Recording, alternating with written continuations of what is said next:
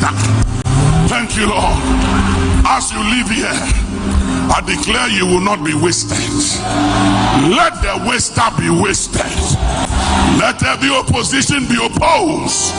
Let every resistance break. Live here with the upper hand. Have dominion.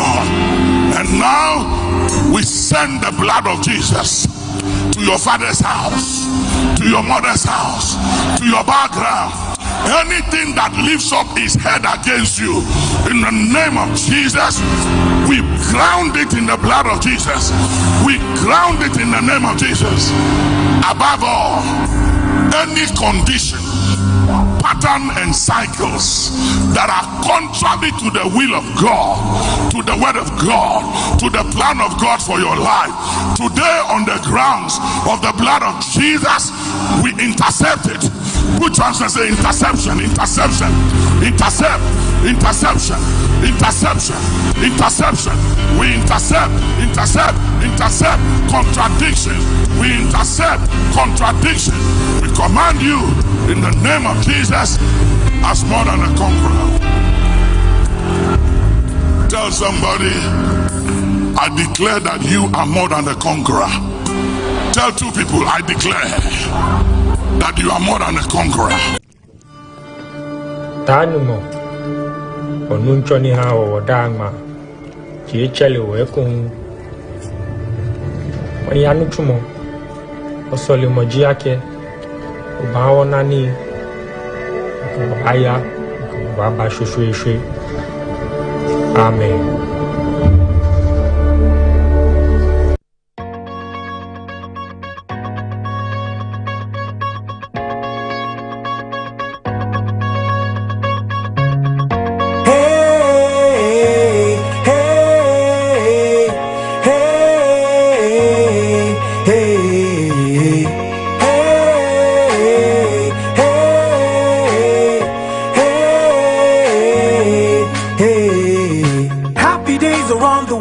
Yeah, that's what I believe.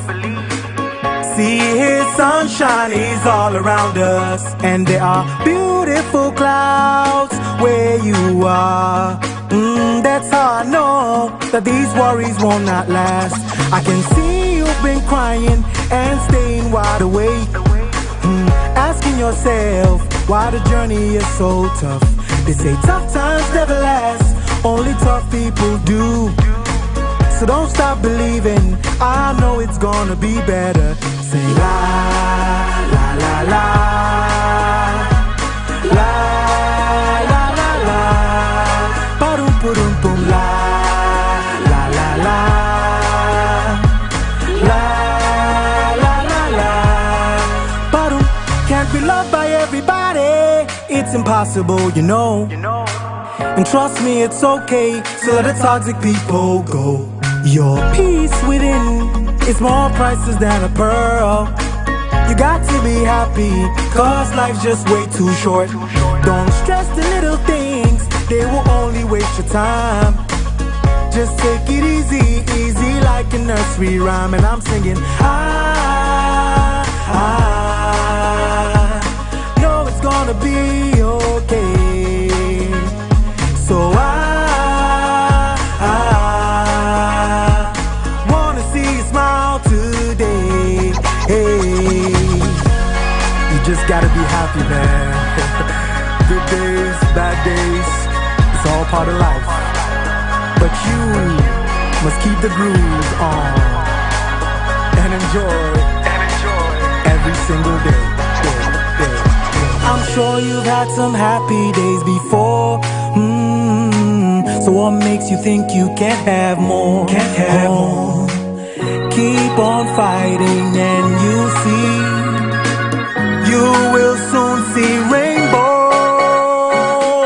Hey, come on! La, la, la, la. La, la, la, la. Ba-dum, ba-dum, boom. La, la, la, la. La, la, la, la. Ba-dum, ba-dum, boom. La, la, la, la. La, la, la, la.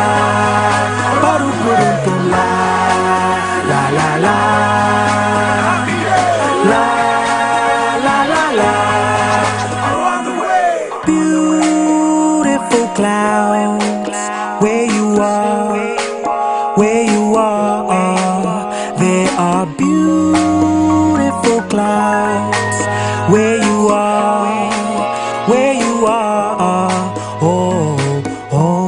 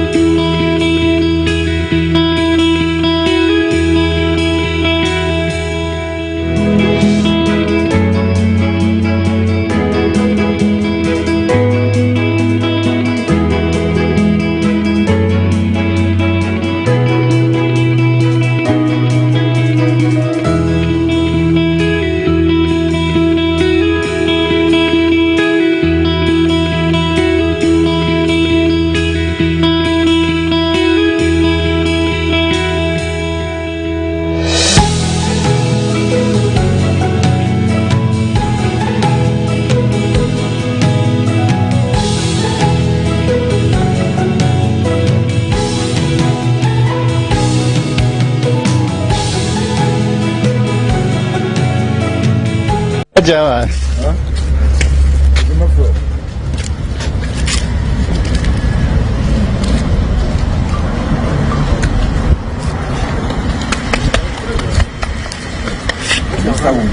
Desi ana mimi. Basi na udiaje kitu mimi. Don't worry. Ajue mwana watu. Haza no. Wajalo haza.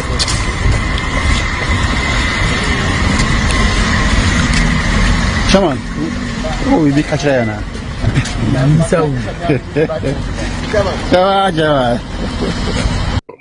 Ye bompaye wo Hebrew mu. Shamak Israel Yehovah. Elahenu Yehovah Ekat. We ahata et Yehovah. Elohika bika luvika. Uvika navashika. Uvika miyopika. Tode yashach. Tode yashach. Tode yashach. In English, in the name of Jesus. Amen. Ashaina yama, and I'm not abuso. Ashaina yama, and I'm not abuso. Biday, our biday, wapia, biday, our biday, wapia, wapia, wapia, wapia, wapia, wapia, wapia, wapia, wapia, wapia, wapia, wapia, wapia, wapia. Ashaina yama, and I'm not abuso. Ashaina yama, and I'm not abuso. Biday, our biday, wapia, biday, our biday, wapia, wapia, wapia. A company has been a person in its own right, separate from its shareholders and directors. Our own Supreme Court affirmed exactly the principle in Mwokos versus Kuma. Veil piercing is permitted only where a company is a sham, a vehicle for fraud, or built to dodge an existing legal duty. None of that was found here. Akuta Mining was incorporated in 2010. Its lease was granted in 2021. The conduct alleged came later still. There was no obligation yet in existence for the company to dodge. What the court found was untidy governance, not fraud. And untidy governance is no license to erase a company's legal existence. Worse still, the judgment convicted Wontumi and the company separately on separate counts, using reasoning that treats them as one and the same. A court cannot dissolve a company to convict the man and then reassemble it fully intact to convict the company too. And all of it was unnecessary. If the evidence showed Wontumi personally directed unlawful mining, ordinary criminal law already covered him as a principal or an accessory without touching the company's separate existence at all. Left uncorrected, this reasoning threatens every founder-led business in Ghana, from the smallest family enterprise to the largest. Fourth, selective justice. In July of last year, the Attorney General directed an investigation into the NDC's own national organizer, Mr. Joseph Yamin, and its vice chairman, Mr. Yakubu Abanga, over allegations of illegal mining. Months later, there is no comparable update on charges or trial dates.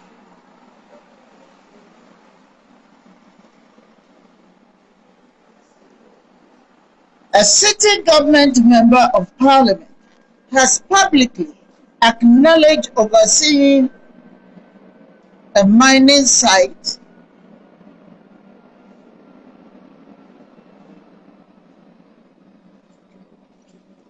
Let me take it again. A company has been a person in its own right, separate from its shareholders and directors. Our own Supreme Court affirmed exactly the principle in Mwokos versus Kuma. Veil piercing is permitted only where a company is a sham, a vehicle for fraud, or built to dodge an existing legal duty. None of that was found here. Akunta Mining was incorporated in 2010. Its lease was granted in 2021. The conduct alleged came later still. There was no obligation yet in existence for the company to dodge. What the court found was untidy governance, not fraud. And untidy governance is no license to erase a company's legal existence. Worse still, the judgment convicted Wontumi and the company separately on separate counts, using reasoning that treats them as one and the same. A court cannot dissolve a company to convict the man and then reassemble it fully intact to convict the company too. And all of it was unnecessary. If the evidence showed Wontumi personally directed unlawful mining, ordinary criminal law already covered him as a principal or an accessory without touching the company's separate existence at all. Left uncorrected, this reasoning threatens every founder-led business in Ghana, from the smallest family enterprise to the largest. Fourth, selective justice. In July of last year, the Attorney General directed an investigation into the NDC's own national organizer, Mr. Joseph Yami, and its vice chairman, Mr. Yakubu Abanga, over allegations of illegal mining. Months later, there is no comparable update on charges or trial dates. Before I take my seat, let me respond briefly to the chairperson on the issue of illegal mining. I want to assure him and all of you that Akunta Mining is not engaged in any illegal mining anywhere in Ghana as we speak. Further, the Ministry of Lands and Natural Resources has, through the agency of the Forestry Commission, with the assistance of the military, made the effort to cordon off all 294 sites of forest reserves in the country and rid them of illegal mining as we speak. We will continue to work to ensure that this situation remains permanent. This government is determined to win the fight against Galamsey, no matter the cost in Ezu Yaban Omo Mochi Omo Galamsey no Omo Atu Omumu Yabema Omo Amnesty no Omo Saba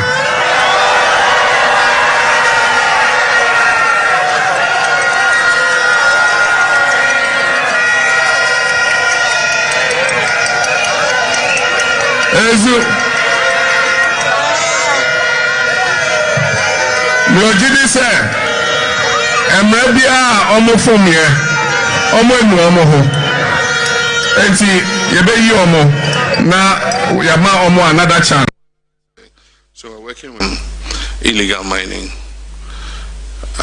Illegal mining has eaten into the fabric of our society, and I must say that it is not only a menace to our society, but it has involved a circle of traditional rulers, political party appointees and everything. And so even when one party changes, those who were running some operation who were to one party will go to the next party and say, oh, now that you have come and take over this operation and let's share, and we too will be getting small. This is what we're doing. And so I don't kid myself that we don't have our own people involved. And the work of the NIMOS is not easy. They go to a community and the chiefs, the youth. The justice system. That's what we respect. We are not operating a jungle justice system. So the justice system has said that, so be it, and that they have found him guilty. I've heard his lawyers. None of them has said that the ruling was out of place. I think what I'm hearing them say is that they're going to appeal, which also is part of the justice delivery system. But then again, you see, this morning also I've heard narrative from the NDC side in a more sovereign way, where politicians are saying, look, collectively, let's be careful. That if we don't do things right, one fine day, as President Mills, an astute lawyer, would often say, you know, the wheel of justice sometimes tends to grind slowly, but eventually, there's also a saying that the law has a very long arm, and so the long arm of the law can get you. I mean, so the judgment has been passed, so Chairman Wontumi, as it is now, I think he's in the custody of the Ghana Prisons Service. And so his lawyers say they will appeal, and let's allow the court system to work. Yes, I mean, one moment you're enjoying freedom, another moment you are in the hands of the law because of something that hasn't been done right.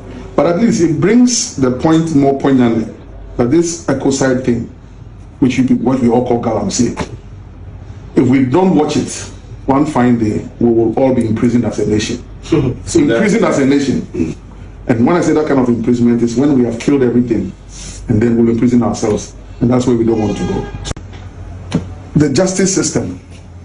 That's what we respect. We are not operating a jungle justice system.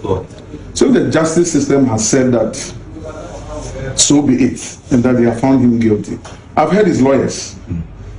None of them has said that the ruling was out of place. I think what I'm hearing them say is that they're going to appeal, which also is part of the justice delivery system. But then again, you see, this morning also I've heard narrative from the NDC side in a more sovereign way, where politicians are saying, look, collectively, let's be careful.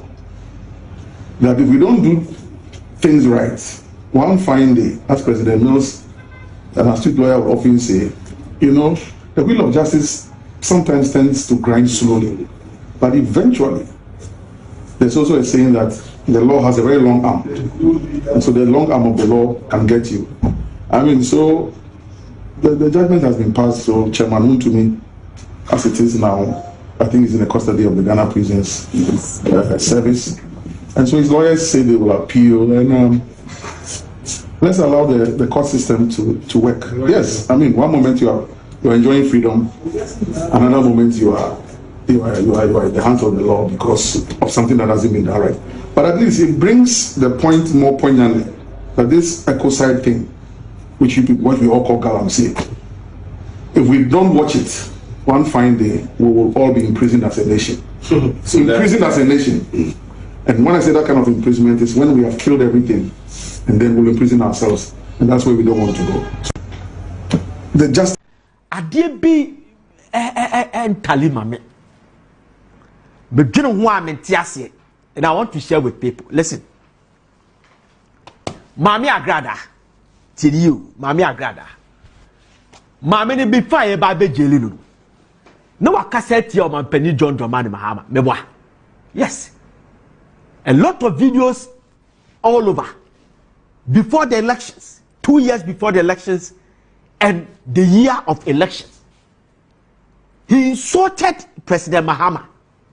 Maligned President Mahama. And another by ye jail with 15 years. Ye jail Mami Agrada 15 years. Okoda me 8 months. And she was released suspiciously. And yes, I had my buy. Tell you. My many free jail buy. And we'll call Professor Adakwa Yadom. Not sorry. Which President Mahama Ukumasia or Kosra Prophet Adakwa Yadom. And everybody knows that Prophet Adakwa Yadom, I may adore no. Be papa be penasem. Opian miso ya NDC. Mami Agrada ko na sorry dem okoye no. And she was asked to apologize to President Mahama. Just by me carry you. Yeah, adwiri mu asem. Mami no apologize to President Mahama. Babi wa insult to nipa bebrebe. Wa malign nipa bebrebe. Adena President Mahama nkwana. Yeah, so I apologized to President Mahama, and he apologized to President Mahama. I don't get it. Huh? I don't get it. Now, Kamila Al-Hassan. Ababa wana ye jeli the last week. Tama. She was first arrested. Huh? She was asked to apologize to President Mahama. I'm telling you. When she admitted that day now, because that day she went there without a lawyer. Jamaica Rata say she went there without a lawyer, but she was asked to apologize to President Mahama. Now, who share the false news? The charge now. The threshold of the constitution, at the end of the charge, and count the threshold, say at the end of kind of false news, a bet coso public order. Jamaica Rata say a bet me a coso public morality. Nas a bet coso the national security. A bet me a course on and on and on. Sadia no kind and kahun. But she was asked to apologize to President Mahama. Why was she asked to apologize to President Mahama? I don't get it. Now are you a free Efijasia Sokore member of parliament? Our year campaign coordinator, Edema Dr. Mahmoud Bawumia, Ewa Ashanti region. Tama Chemawu to me should be baffled from. He did a video interview and was say, Wakache press ayi Chemawu to me say, what apologized to President Mahama. Tell you, one part President Mahama. The video is all over. Now, Ora Femio market. Any a compare Japan, Kennedy of Japan. These two people called President Mahama. Just by making you on the phone. And they apologized to President Mahama on behalf of Chemawu to me. Just by making you. They apologized to President Mahama on behalf of Chemawu to me. Chemawu to me offending the public, that put it this way, politically. Adentina. President Mahama Nkwana said the party say or apologize to. I don't get it. All these people I'm talking about had the case. And I don't get it. So when they apologized to President Mahama, Mahama was laughing and said, okay, no problem. And he shared something that Chemawu to me said to him. I don't want to repeat it. No problem. But later, a conversation. About 30 minutes later, the President Mahama sent a video to a fellow Mark and phone. And the Japan phone said, "Just your own people send me jelly. Ye jelly, your friend say, wound to me." Share video na ye chairman kwasinti. Your from nano. Or do video no what chat and we see jelly, moon jelly wound to me, moon jelly wound to me, moon jelly wound to me. Then President Mahama told them that even his own people, your own people, say ye jelly wound to me. The question that I'm asking is, why were they asked to apologize to President Mahama? I don't get it. As a logician, the person in Bisa say, any political score settling, and I say, a bad impression you put on President Mahama. So obi already benya sembiano, sabi pano, onyasamo yikota, say nesi. I don't get it. Why is it that some Kofona offending the public, but they were all asked to apologize to President Mahama? I don't get it.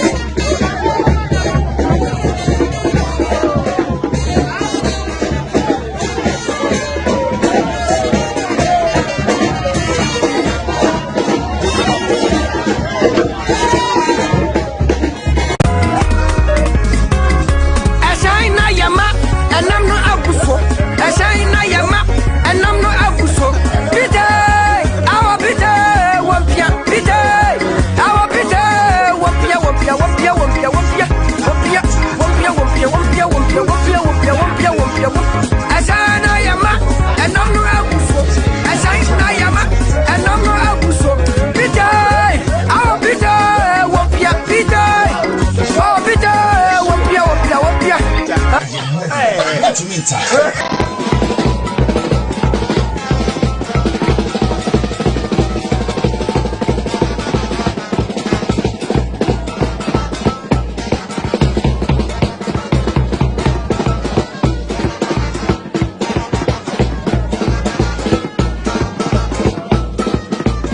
Government is broke, government is broke.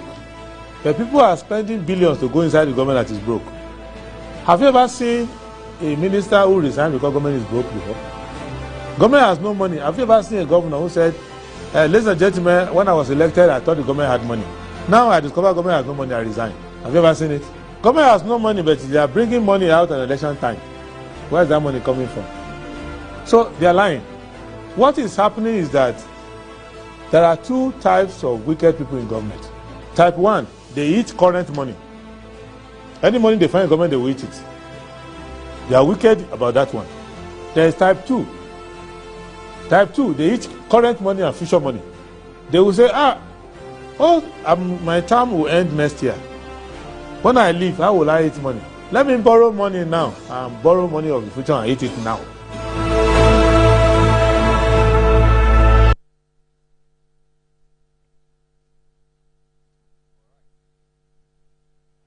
Good morning, good morning. Thank you very much for joining the show. This is Good Morning Ghana on Metro Television. My name is Aldo Boro. It is always a pleasure to come here. It's a beautiful Wednesday morning. I keep saying it's beautiful because we're still alive and kicking, aren't we? We want to say a big thanks to the big man up there for the little message that he's granted us, or the little medicines that's offered us. We're still alive and kicking, and we're back here to join the nation's conversation on the big issues that are making the rounds in our dear country, Ghana. My name is Audu Moro, and today is the 22nd of July 2026. My guests are already here. I'll let you know who they are. But before I do that, let me just say that the papers are also here. So I'll tell you what the papers, the online portals are reporting, and then what the quote cards are saying, and then I'll let you know who my guests for today are. Daily Graphic. No sirens without approval. Cabinet directs MPs. Public restricts police escort. Now, Ghana secures deal to reform small-scale mining, and also cries the king as school marks 70 years of Catholic education. Assemblies of God Pentecostal Council commiserate with the Dagbang. Mid-year economic review must focus on revenue mobilization, according to Economist. The Ghanaian Times. Government, World Gold Council partner to boost responsible mining. Nation faces acute shortage of urologists, according to GAUS warns. So according to a GAUS warning. Now, stigma blocking teens from reproductive health info, according to ARHR. Danger looms at Sunyani Airport. Birds from nearby landfill pose threat to aircraft. GAR House of Chiefs begins hearing 6-year-old petition on Ga Manche dispute. Daily Guide. Oforiatta still facing criminal charges. OSP. Parliament assesses gold bourse $16.11 billion gold trade. NSA under fire over 60 city service allowance deduction. AG Ghana pays tribute to late Yana. 34 fight for Ashanti MPP executive positions. 28 suspects nabbed for cybercrime and human trafficking arms deal. The Insight. World Gold Council commits $250,000 grant to Ghana's responsible small-scale mining program to fight illegal gold trade.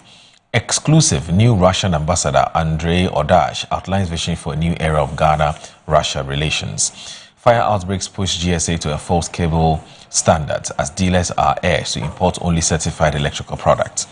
Police crackdown on cybercrime, human trafficking and illegal arms operations. Lands and Mines Watch. Ghana welcomes Wontumi verdict, urges tougher action against illegal mining. In Colombo, Asia redefines sovereignty amid U.S. imperial decline and threats. And then it's an exclusive. New Russian ambassador Andrei Odash outlines vision for a new era of Ghana-Russia relations. I think I've looked at this already. The Herald says that Kufuor's tough anti-Galamsey law jails Wontumi 20 years. NPA rejects claims of 78.6 million scandal. Anglo Gold Ashanti strikes $66.5 million deal for the Ediaprem miner. OSP rubbishes U.S. immigration judge's ruling on Oforiatta, insists High Court warrant against him still valid. NLA deploys paperless lottery operations with Fidelity Bank's support. The News Center. NPA's failures, contaminated fuel sold to consumers. Fuel mixed with water, 87.3 million liters of petrol without NPA quality checks sold to consumers, according to Auditor General. Coca picks #1 slot, signaling ballot advantage. Nearly 1 in 3 Ghanaians living with HIV unaware of status, according to GAC. Unsafe, Okada riding fuel brain trauma crisis, according to expert. As Parliamentary Committee assesses Gold Ball's impact, is also there in today's News Center. Let's now look at the custodian. The custodian, it says the Wontumi sentence is justice turned upside down, according to Oponkroma. We will fight for justice for Wontumi, Minority Leader vows. NDC fails on SHS double track, says 2029 to end the system. There's banks write-off 883.7 million cedis bad loans in 4 months.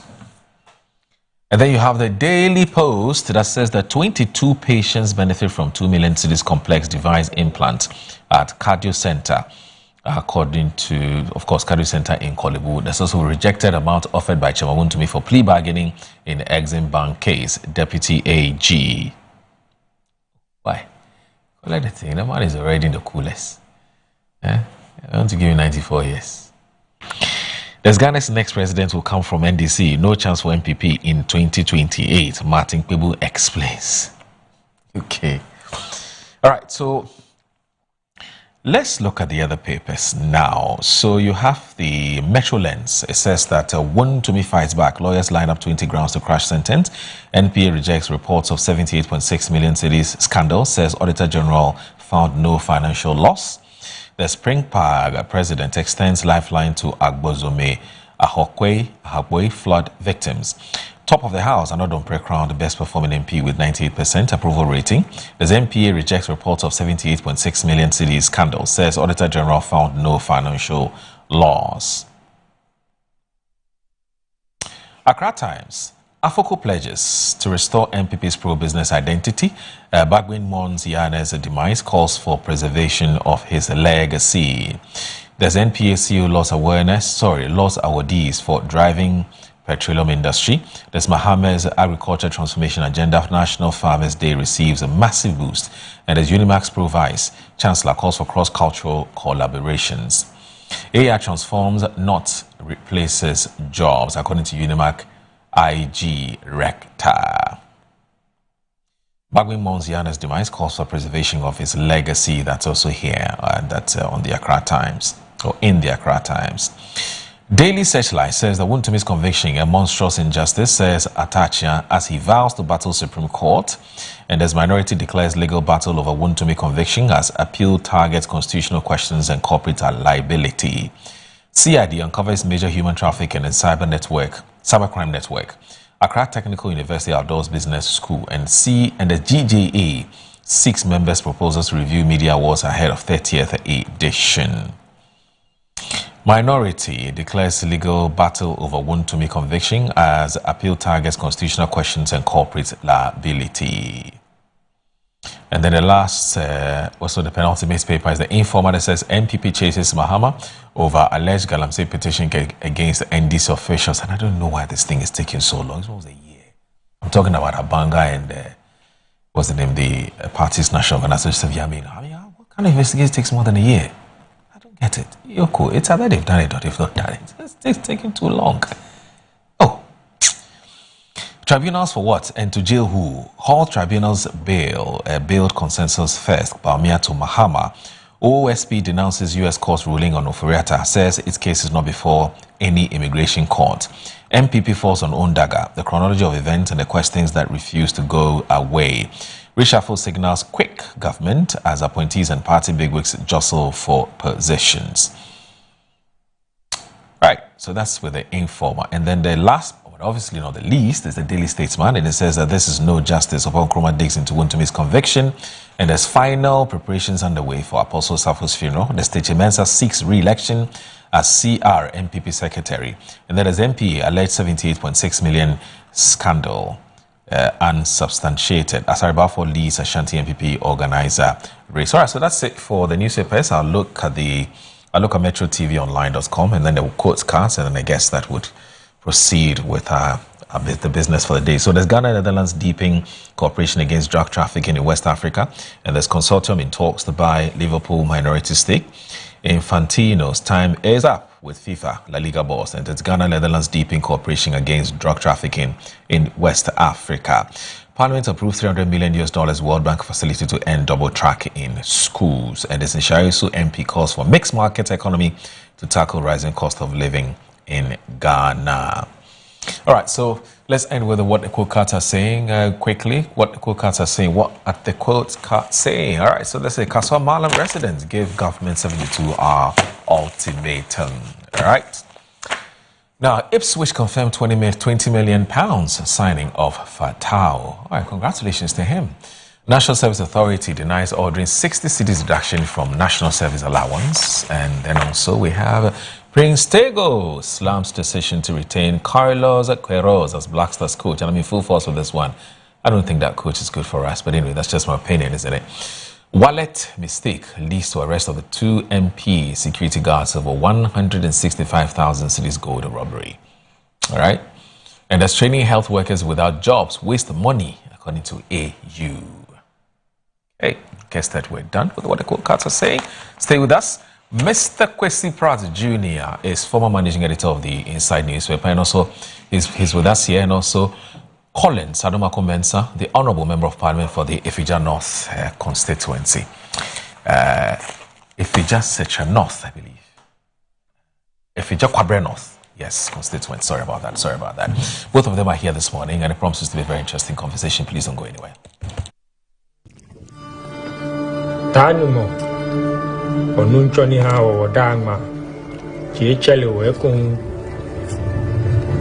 wani anuchumo osoli mojiake ubawo nani aya baba shushuishwe. Amen.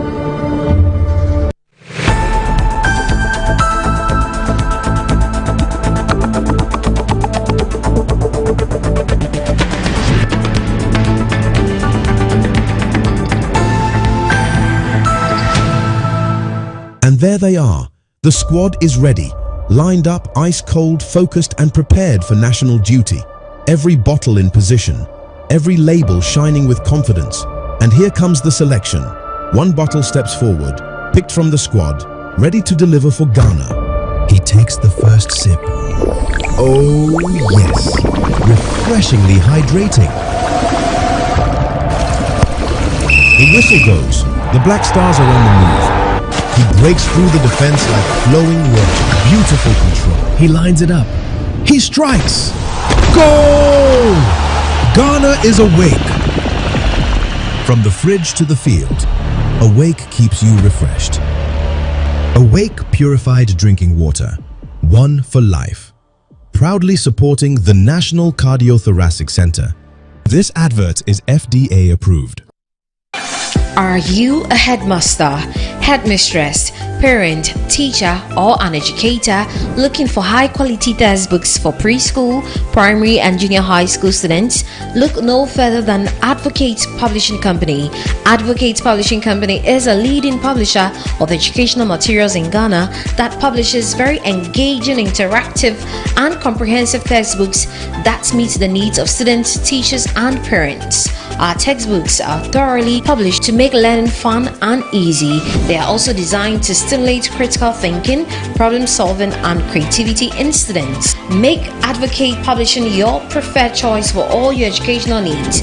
Explore our range of textbooks and educational resources. Visit us at the old GNTC yard near Kingsway, Accra.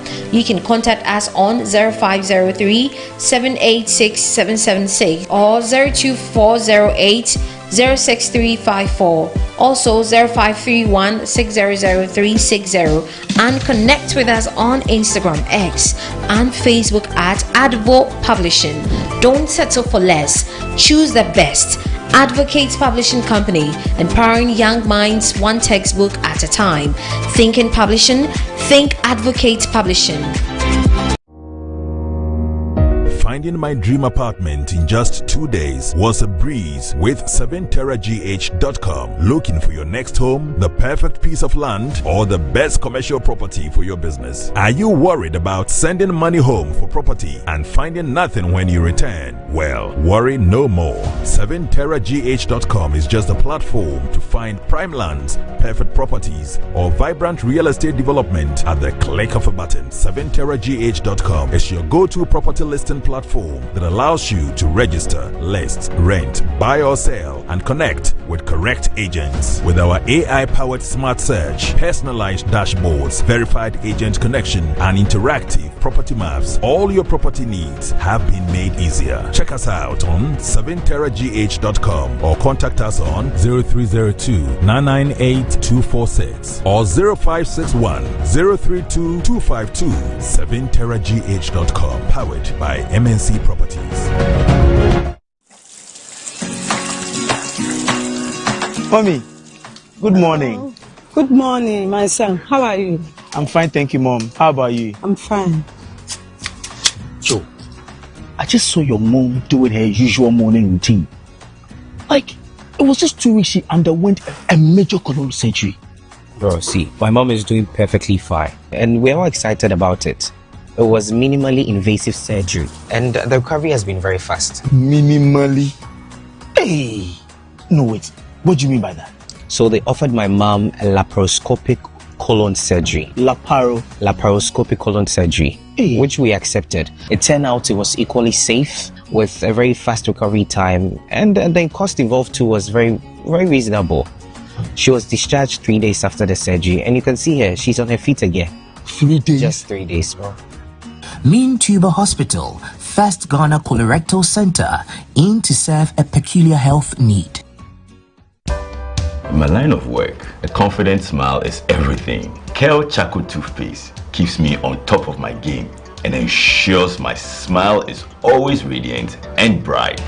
With the tiring nature of my job, we spend several hours under the scorching sun. To keep our teeth white and our breath fresh all the time, we use none other than Kel Charcoal Toothpaste. Kel Charcoal Toothpaste. You're on a Kessie and in a kit one. Samayo Kendini, who be here, Semecha Sapapadia to Amame Manfo, Kel Charcoal's natural ingredients, and a bomb is several buying, a man is swing, Nesansu Mama Hotoso, a will beg you. Kel Charcoal Toothpaste. Choose Kel Charcoal Toothpaste for anti-cavity, whiter teeth, and fresher breath all day. Available in 80 gram and 150 gram. Grab yours today. Kel, happy smile. This advert is FDA approved.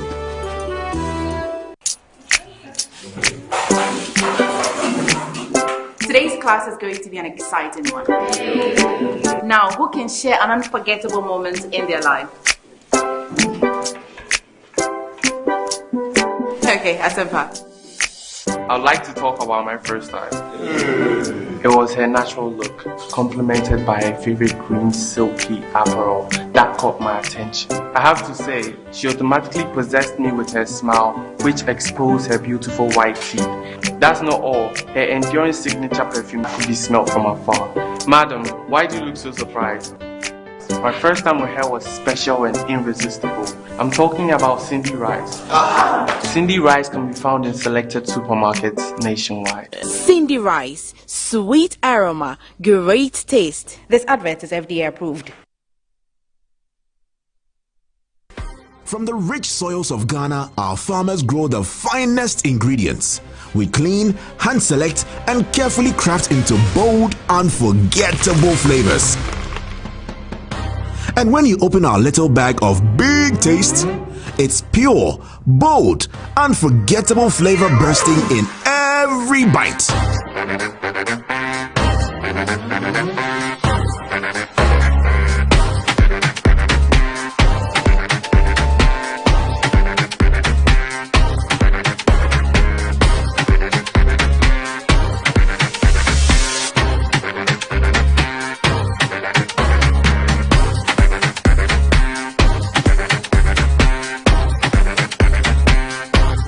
Enjoy the goodness, made with big care.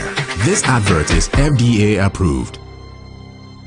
Ghana, Greater Accra, Gamashi. Are you ready for the biggest festival carnival in Ghana? Is the Gahomor Carnival 2026. Starting from Thursday 6th to Sunday 9th of August 2026. The heartbeat of Ghana will echo from Jamestown, Manchabola, flowing through the historic Atanos High Street back to Lighthouse. Witness and experience 4 unforgettable days, 1 historic destination. Gamashi, 6th August, Red Thursday, So Be. The legendary homecoming procession. 7th August, White Friday, yeah. Dress in white and experience the Twin Festival, culture, tradition, and music. Saturday, 8th August, Homowa Red Saturday, the grand climax. Join thousands in the sea of red and display of royalty as Galhashi comes alive with spectacular sprinkling of popoi, followed by a mega concert featuring Ghana's biggest music stars. Sunday, Owala, come dressed in white, a day of thanksgiving, reconciliation, and a powerful gospel concert to crown Homowa, celebrating 200 years of Katamanso. Date 6th to 9th August. Venue Jamestown, Manchabona. Crowd is calling. Gamashi is waiting. Don't just hear it, come and live it. For vendorship slots, call. Main Media Partners. Media Partners.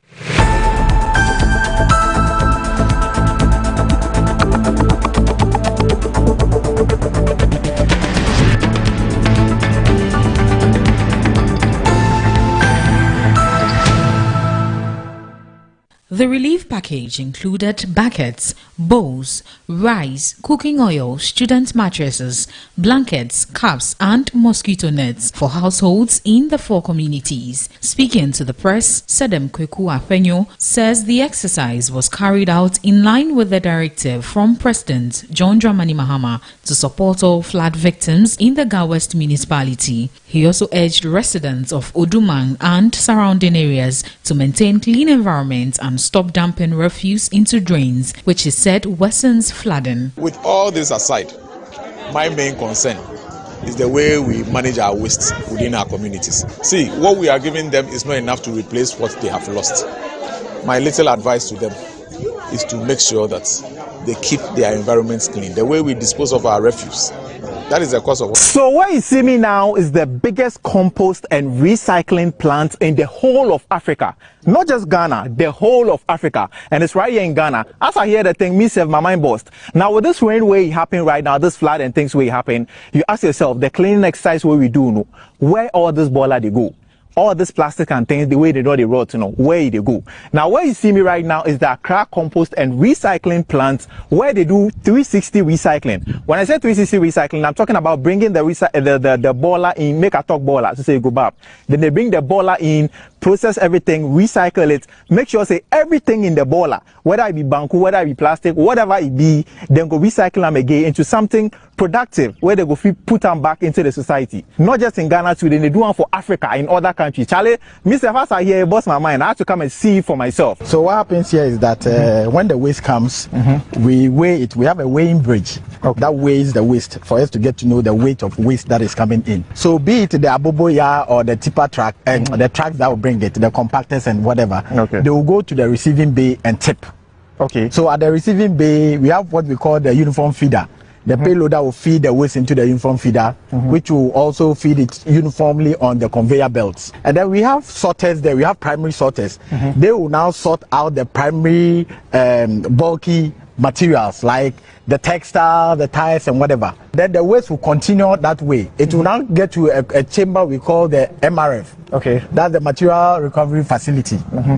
So at that side, all the waste that are tied up in plastics and whatever are cut open to expose the waste. Okay. So that they can continue on the conveyor belt for sorting to be done. Okay. So the various sorters will sort the plastics, some will sort the PETs, some will sort the pure water sachets and so on. We send it to the recycling section. Okay. Good. So at the recycling section, the PET, that's the bottled water containers, they are now flaked Okay. They are cut into pieces. small pieces. Yes, Okay. those are the flakes. And then the pure water sachet, they go through an extruder. An extruder is a machine that it heats at a very high temperature. Okay. So we feed it in there, it melts out in a molten form. Okay. And then we have another machine that will cut it into small pellets. Okay. And then at the end of the day, we sell that raw material to the plastic companies. They use it for these tables, chairs, and what have you. And I saw something for you, check like sand. It be sand? No, it's not sand. That's what we call the organic compost. So the banku, the peels of the plantain and whatever, we decompose them, and then it ends up producing that material. That's the way I see it. Exactly. So it's not be sand. No. That's organic compost. Other materials, we are able to convert them to a product called the RDF. That's the refuse. Yes, the RDF. Yes. So at the end of the day, something like your textile, the paper, the cardboards, and other plastics will still not go to the landfill, but rather we will convert it into another product. So that be 360. Nothing they go back to the land. Nothing goes to the landfill. And the RDF, that be what you guys did. It be the fuel or something? Yes, it's the fuel for the industry. So like the cement production companies, those who use boilers that use the biomass, they can also use this. And it's really a cost-saving product. Bro, I couldn't believe it myself. I had to come here and see it for myself. This one is owned by Jospon group of companies, right? Yes. A Ghanaian. Yes. Which I never did believe. So guys, I think with this one, information they will I forgive you guys in terms of what really goes on here, how it's being processed and everything. So I think I'll come back here for a proper documentary, and I'm sure you guys will be interested because recycling is one thing that is really bothering us in Ghana. When they come baller, Charlie, people hit baller and things, we don't know what to do with them. They pick up at our houses and we don't even know where they go. And I hear that this will not be the only one way you get for Ghana. You get some for other regions as well too. Most definitely. And even outside Africa. Yes.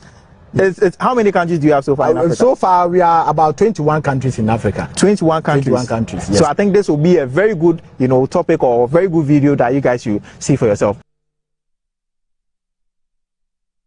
All right, you're watching Good Morning Ghana on Metro Television. The show is also live on 94.1 FM. That's on your radio dial. So that's our sanitation watch for today.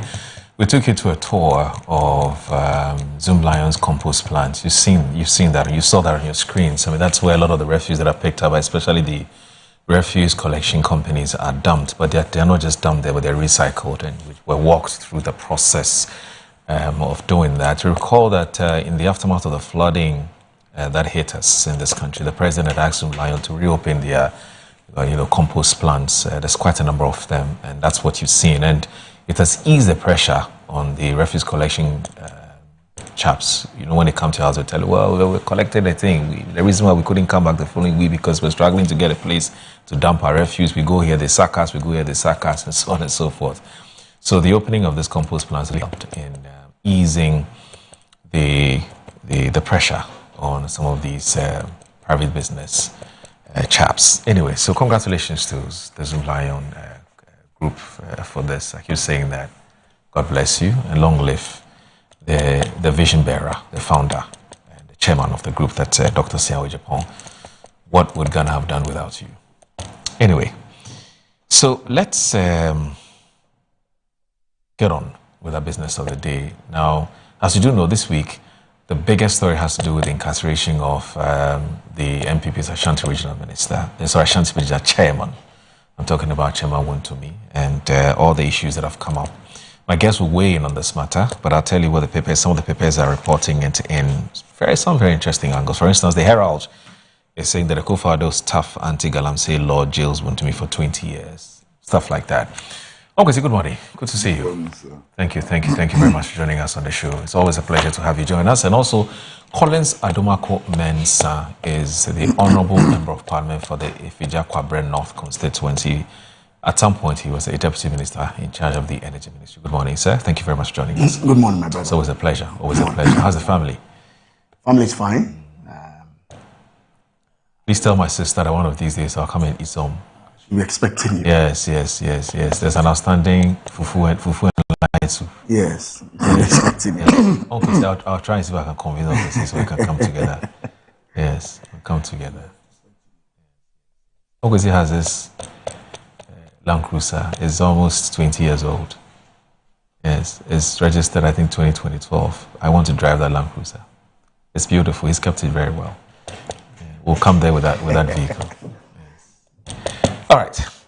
So the Herald this morning. If you give me the chance, you know, 2 weeks ago we held our constituency election. Okay. That's how come you've not seen me. Yeah. Okay. How did it go? I just want to take the opportunity to thank my constituents. It was a very, very peaceful election. No other constituencies had it tough. I'm sure you reported on them. Yeah. But I just want to take the opportunity to thank all the delegates for showing a great deal of maturity during the whole process. I think Efija Kwabrinov was not in the news for the bad reasons. Right. You know, so I want to thank them, and I also want to thank and congratulate the winners, the newly elected constituency executives. Some were retained, others new ones joined. And with your permission, let me just give them some little shout outs, if you don't mind. Uncle C. You're taking all our time. Taking all our time. No, a few minutes, just for a few minutes. Just a few minutes. Only pay on side. Yes, sir. Well, let me go and hold on Chris's leg. Should I? So let's to my chairman, Mr. Chairman Thomas Ofusuhene, who was retained. Right. Emmanuel Apumesu as first vice, John Terry as second vice, Frank Kampofu as the new secretary, Isaac Eduse also as the new deputy secretary, Abigail Pokia Appel came in as the treasurer, Kwesi Boache as the organizer, Gladys Opoku as the woman organizer, Francis Odru Ajima as the youth organizer, Karim Abdullahi as the Nasara organizer, and then Samuel Dramina as a communication officer. I want to congratulate them for the peaceful nature of the election. I also congratulate them for emerging as victorious. Okay. There's a lot of work to be done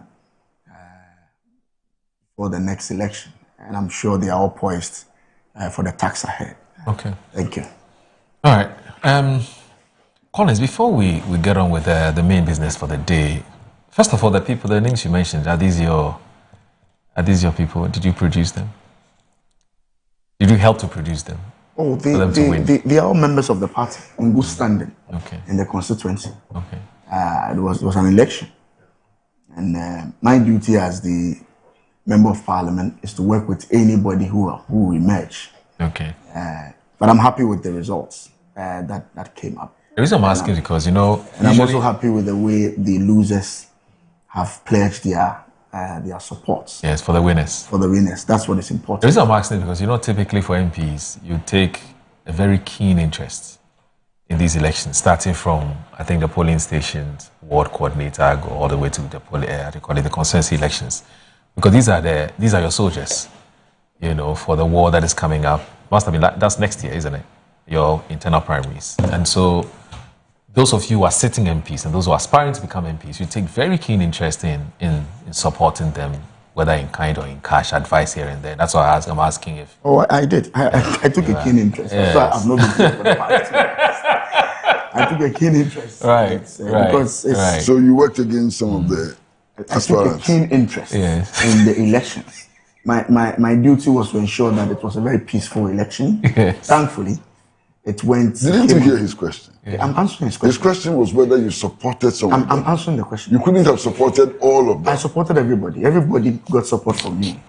Oh. And they are listening. They are watching me. And I'm saying that I'm happy with the results that came up after the... But what is important for me Master, is so 3 people were contesting for chairmanship. Yes. You supported all the 3. Everybody got my support. Hey, you are very interesting. Everybody got my support.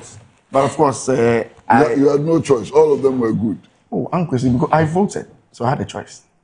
How is he? And yet you supported all those who contested. Yes, I gave everybody my support. For political smartness reasons, you have to support everybody. However, do you know what this actually means? No. In practice, you know what it means. Yes. I won't say anymore.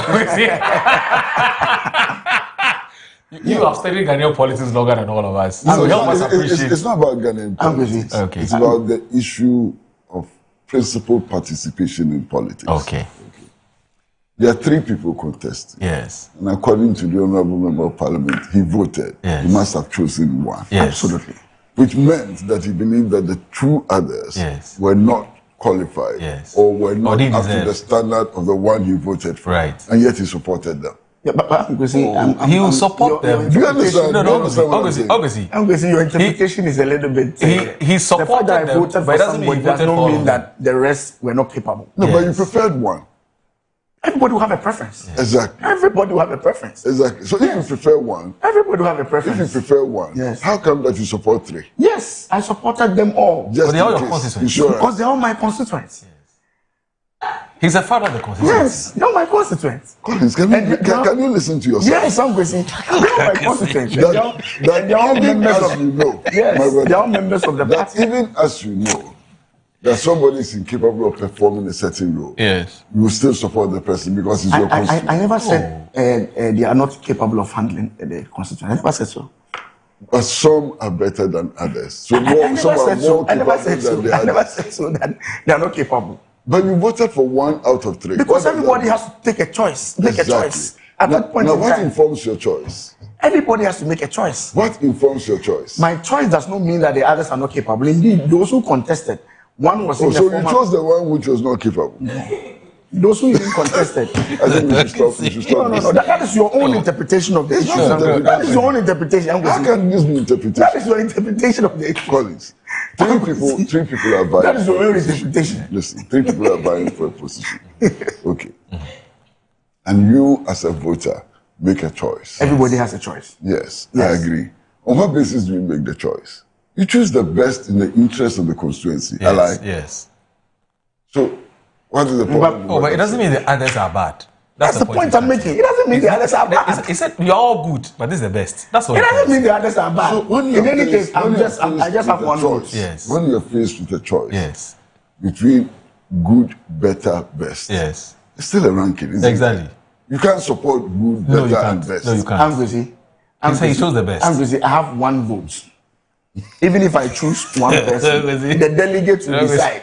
And the delegates have decided. He also put you on the spot. My job was just to congratulate my newly elected. I just want to understand my friend. I'm busy. He understands. No, he says he's happy with the results. I can't. No, he says he's happy with the results. That's all that matters. He said he likes the outcome of the. Yeah, but he even supported those he thought were least qualified. As a father of the constituency, he has a preference, but he likes all of them. He's a father. He's the MP for the constituency.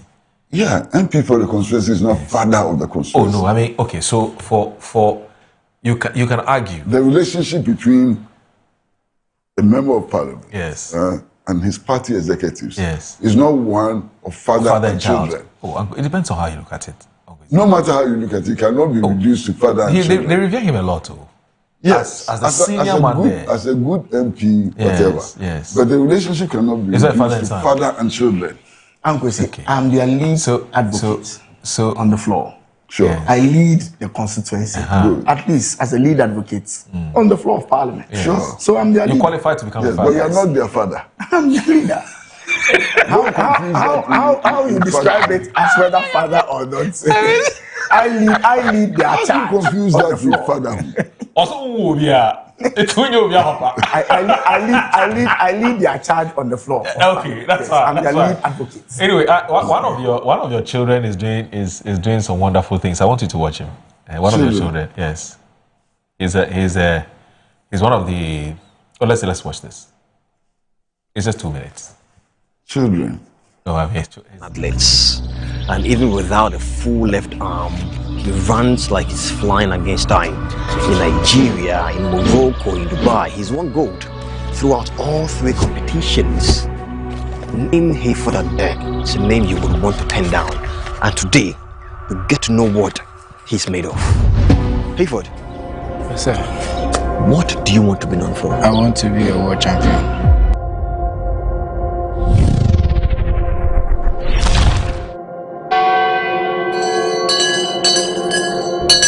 Ewo no beto ho no na ne nsa na twa. Wode nsasini na baae.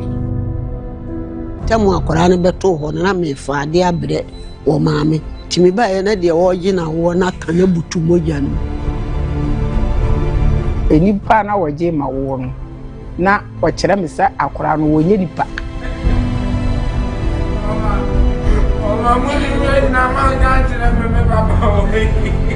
Mekoi ekokofie mekoi na se no kwasemuni na anu odi so pani so for me nkwato no ntwa me si da bi Ofie nyine free from ba ku ne bai do obi anu ne talent e wo tie hu ne sa na ya na ye ni age ya hu ne keka sei ni na dum pempen so bi sei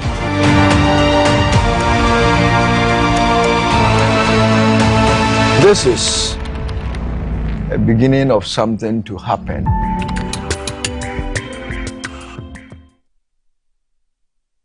For that, one hand helpless, was that one hand helpless for helpless speed? Wow. Oh, endless speed. Yes, endless speed. That's very touching, eh? Very, very touching.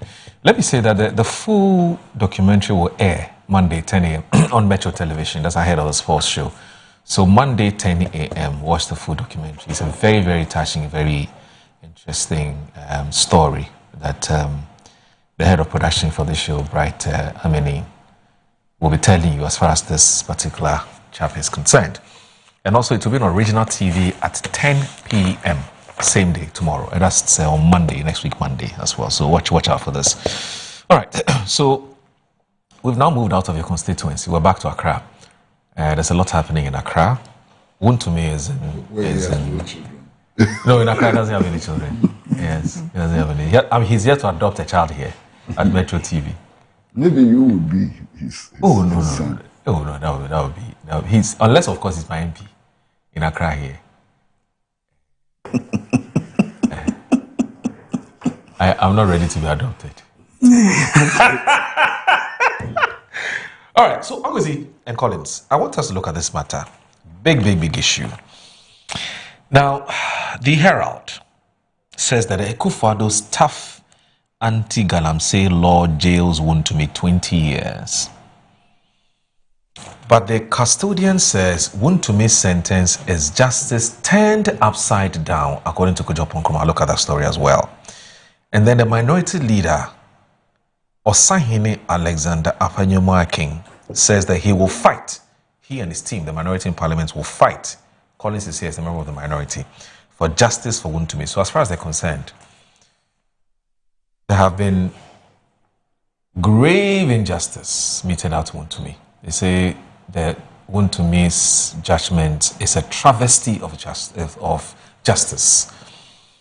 Justice did not prevail as far as they're concerned, and that's why they want to fight it. Atacha himself, who is a lawyer for Wontumi, who tells us that he had to attend his daughter's graduation in, I believe, in America, and that's why he couldn't be present when the ruling was going to be given, or the judgment was going to be given. The lawyers have said is immaterial. Whether he was there or not, decision has already been made. But, you know, some people were criticizing him for not being there for his client, even though he had sought leave from the court for the court to grant him a few days, or for the court to postpone the ruling to next week, or to actually today, yes, to Wednesday today. But the court rejected it and gave their reasons and said, look, the timing was short, the prior notice was short, and so on. And so they went ahead to deliver the judgment. I want to look at the story now in just take about a paragraph or two and then get my guests. So it says the former president Nana Addo Dankwa Akufo-Addo's legislative reforms aimed at making illegal mining, popularly known as Galamsey, a costly criminal enterprise, have resulted in their first major high-profile conviction with the imprisonment of New Patriotic Party Ashanti Regional Chairman Bernardine Boyesakun alias Chairman Wontumi. An Accra High Court last Monday sentenced Boyesakun to 20 years imprisonment with hard labor on each of 2 counts after finding him guilty in the Akunta mining illegal mining case. The sentences are to run concurrently. His brother and another, his company, Akunta Mining Limited, was also convicted on 2 counts and fined 15,000 cedis penalty units on each count, while Boyesakun was additionally fined 10,000 penalty units for each offense in what has become known as the Samreboy illegal mining case. The convictions were secured under the Minerals and Mining Act 2006 at 703 as amended by the Minerals and Mining's Amendment Act 2019 Act 995. legislation introduced by the Akufo-Addo administration to impose significantly harsher penalties on illegal mining and related offences. The court heard that Wontumi and Kwame Entry are shareholders and they're directors of Akonta Mining, incorporated in 2010 with mining and exploration as its core business. Mining and exploration as its core business. It's important that you please pay attention to this. Now, on April 16, 2025, during an anti-galamsey operation in the Western region, police arrested Michael J.D. AEC, or AEC, and 28 others at a mining site within Akonta Mining Concession at Samreboy. Now, the arrested individuals were occupying a structure bearing Akonta Mining's name, and the police recovered firearms, ammunition, suspected gold, excavators, vehicles, and over 157,000 cedis in cash from the scene. Now, under interrogation, AEC named one Henry Okum as his employer. Okum told police he had reached an arrangement with Wontumi in September 2024 to mine gold on the unmined portions of the concession. I want you to please pay attention to this. When he was arrested, he said Wontumi told him to go and mine in his concession. That's what he says. That's his claim. That's his assertion. Okay. Page 13. I'm going to continue this here.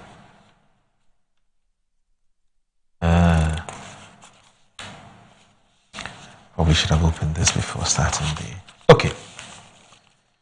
Now, while reclaiming, so he's mining. At the same time, he's embarking on a reclamation activity at the same time. While reclaiming previously mined portions by planting coconut seedlings. Okum said Wontumi did not provide funds. So he said, go and reclaim and mine. But gives him nothing. Empty hand. Go and do. That's what he says. For the reclamation work, expecting him instead to finance it from proceeds of his mining activities on the concession. Mine, make money, and reclaim. Wontumi was fully aware of it. Still, that's his story. Now, the amendment introduced in Parliament by the then Attorney General and Minister of Justice, Gloria Akufo, and assented to by President Akufo-Addo on August 19, 2019, substantially strengthened Ghana's anti-galamsey legal regime. Among the key reforms, the amended law increased prison terms for persons engaged in illegal mining from relatively modest sanctions to custodial sentences ranging from 15 to 25 years, together with hefty fines. The legislation also criminalized a wide range of activities associated with illegal mining, including facilitating unlawful mining operations, assigning mineral rights without ministerial approval, engaging non-Ghanaians in prohibited mining activities, and manufacturing or using floating platforms, popularly known as shangfang, for mining in rivers and other water bodies. Now, in addition, the law provides for the confiscation and forfeiture to the state of excavators and other equipment used in illegal mining operations, regardless of ownership. The conviction marks a significant political contrast with events during Akufo-Addo's presidency. Although the former president repeatedly declared that he was prepared to put his presidency on the line to combat illegal mining, his administration did not successfully prosecute anyone under the amended legislation. Okay, now at the height of public controversy over Akonta Mining's activities, Akufo-Addo publicly defended both Chairman Wontumi and his company, insisting they were not engaged in illegal mining, despite reports by sections of the media and findings attributed to the Minerals Commission linking the company to unlawful mining operations. Monday's High Court judgment, however, reached a markedly different conclusion after a full criminal trial. Now, before delivering judgment, the trial judge, Justice Audrey Kuchevite, I hope I got that correctly. Kukuvite, I hope that Kukuvite. Okay. Now, dismissed a last-minute application by the defense seeking to postpone judgment. Oh, it's Kokuvi. Yeah. Why have they spelled it Kukuvi? Really? Okay, so I'm told it's Kokuvi. My sincere apologies. Now, Kokuvite dismissed a last-minute application by the defense seeking to postpone judgment and refer constitutional questions to the Supreme Court. The defense argued that constitutional issues raised in its written submissions required interpretation by the Apex Court. The judge rejected the application, holding that Section 99(2)(b of the Minerals and Mining Act was clear and unambiguous and did not conflict with Article 1911 of the 1992 Constitution. I'll go back and forth on that. But on the accounts relating to the unlawful assignment, this is very critical. That's what I'm going to end, and I can bring my guest in. Now, on the counts relating to the unlawful assignment of mineral rights, the court found that the prosecution had established beyond reasonable doubt that Akonta Mining transferred or otherwise dealt with its mineral rights without obtaining the mandatory approval of the minister responsible for lands and natural resources. Of course, that's what the law says. Now, Justice Kokuvite observed that the absence of ministerial approval was never disputed during the trial. There's no documentary evidence, but of course, circumstantial evidence. He himself has said, yes, there's no documentary evidence. So that's what she means. Now, the Justice Kokuvite observed that the absence of ministerial approval was never okay. Now, evidence from the Minerals Commission outlined the statutory approval process, while the accused themselves admitted that no such approval had been obtained. Okay. Now, the allegation was never contested. The accused admitted that no ministerial approval was received. The court also rejected the defense's claim that Henry Okun had merely been contracted to reclaim the greater portions of the concession. Instead, the judge accepted Okun's testimony that he had been permitted to undertake mining activities on portions of the concession and use the process to finance reclamation works. The judge described Wuntumi's explanation that Okun would eventually recover his investment through future coconut farming as an afterthought. Collins, your party held a news conference. And in the nutshell, you have rejected the decision by the court. You think there's something problematic about it, and you're saying that you will appeal against it. But you also went ahead to say that as far as you are concerned, Wontumi is a prisoner of, what's the word? Is it a prisoner of... Political prisoner. Yes, a political prisoner. That's the word I was looking for. Why? Let me start with Collins. You want to air out? Okay, that's fine. Why is he a political prisoner? Good morning once again to yourself and to Ankwesi. Morning, Collins. First of all, the question for me is, who's Chairman Wontumi? Chairman Wontumi is the chairman, the Ashanti Regional Chairman of the MPP. The MPP, as you know, has its biggest support base. Sorry, Collins, do you please mind if we have to take a break, so that when you start flowing, we don't cut into your submission? I beg you. You are the please do. Yeah, so let's take. We're supposed to have taken a break 5 minutes earlier, so let's do this quickly, and then we'll come back.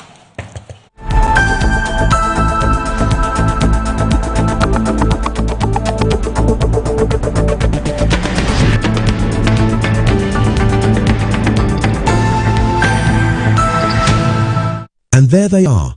The squad is ready, lined up, ice cold, focused and prepared for national duty. Every bottle in position, every label shining with confidence. And here comes the selection.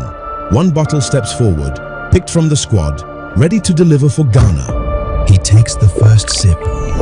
Oh yes, refreshingly hydrating. The whistle goes. The Black Stars are on the move. He breaks through the defense like flowing water. Beautiful control. He lines it up. He strikes. Goal! Ghana is awake. From the fridge to the field, Awake keeps you refreshed. Awake purified drinking water. One for life. Proudly supporting the National Cardiothoracic Center. This advert is FDA approved. Are you a headmaster, headmistress, parent, teacher, or an educator looking for high-quality textbooks for preschool, primary, and junior high school students, look no further than Advocate Publishing Company. Advocate Publishing Company is a leading publisher of educational materials in Ghana that publishes very engaging, interactive, and comprehensive textbooks that meet the needs of students, teachers, and parents.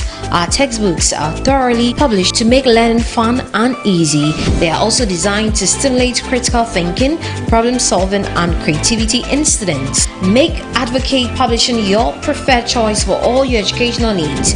Explore our range of textbooks and educational resources. Visit us at the old GNTC yard near Kingsway, Accra. You can contact us on 0503 786 776 or 02408 06354, also 0531 600360, and connect with us on Instagram, X, and Facebook at Advo Publishing. Don't settle for less. Choose the best. Advocate Publishing Company, empowering young minds one textbook at a time. Think in publishing, think Advocate Publishing.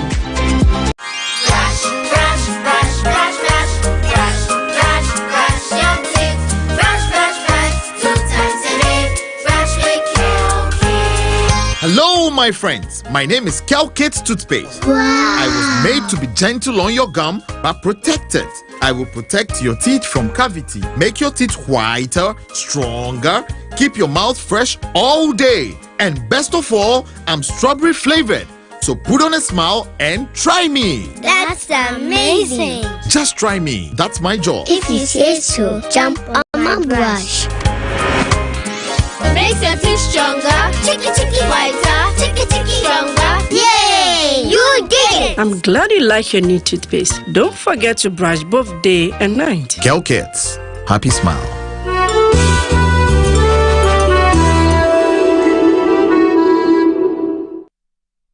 Are you ready to go on an adventure across Africa with your favorite twins? Yes, that's right. Nuzo and Namia are back. Join them on curious adventures full of wonder and discovery, unexpected friendships, big feelings, and stories that unlock the power of imagination. And for parents, every episode helps your children build literacy, comprehension, emotional learning, and confidence through storytelling they love. So come dream bigger, laugh louder, and explore a world of wonder with Nuzo and Namia. Find your nearest station and showtimes now at nuzoandnamia.com. Bye for now. Nuzo and Namia, storytellers traveling with you.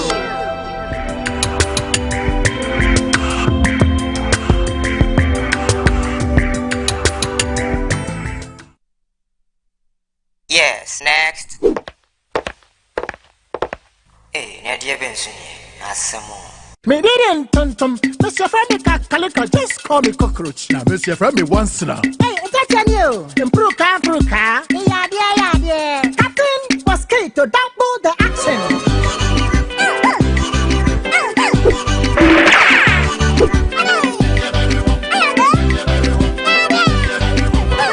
Me did it, Sasso spray. Mr. Friendly Sasso quell. Yeah, go to my Sasso.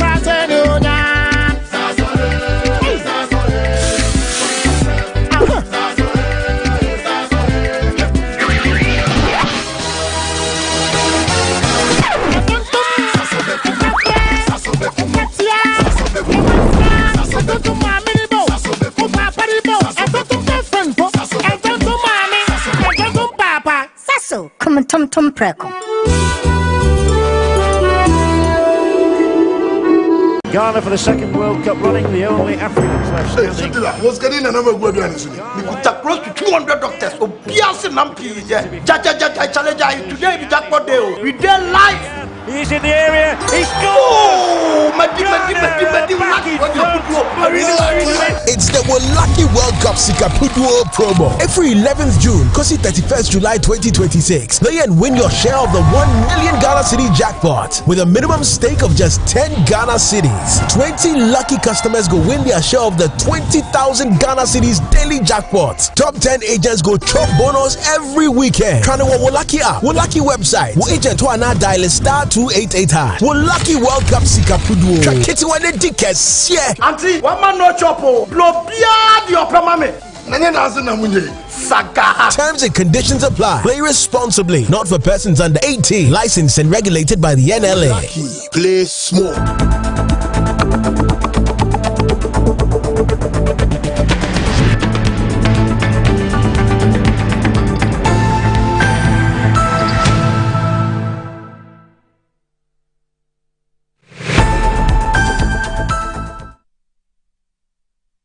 You're still watching Good Morning Ghana on Metro Television. What would we have done without you? Look at the patience you've exercised. We just took a breather, and you're still here. The numbers are still going up. We monitor, the online, the online viewership, and it's grown astronomically huge, and we're so grateful. Please tell a friend to we're like Oliver Twist. We want more, so tell your friends that the action day here, yes, on Metro TV Good Morning Ghana. We're in our thousands this morning as we're speaking. None of the media houses gets that. Metro TV Good Morning Ghana. They say you do all. All right. So, Collins, once again, my apologies. Oh, no, that's fine. That's fine. When you start a submission. Oh, no, that's fine. So, I don't even have too much to say. Oh, okay. All right. As I said, the question for me is who's one to me? Yeah. He's the Ashanti Regional Chairman of my party, the MPP. Yeah. And we all know that the MPP has our biggest support base from the Ashanti region. Yeah. And so his incarceration is a significant development within the party. I have a personal relationship with him as my regional chairman. He's someone I called a friend. And so when I heard the news, I was devastated. And I'm still in shock. 20 years is a very, very, very long time. Wontumi just celebrated his 50th birthday. 20 years will mean if nothing happens, he should be coming out of the prison at 70. No. Uncle, see, just 20 years. I know the prison has this... the prison year is not 12 Yes, I know months, that. yeah. But I'm just looking at the 20 years. So he'll come out old, as an old man. And as I said, personally, it hurts. I'm not too sure it's something you wish for even your worst enemy, to be in isolation for that long.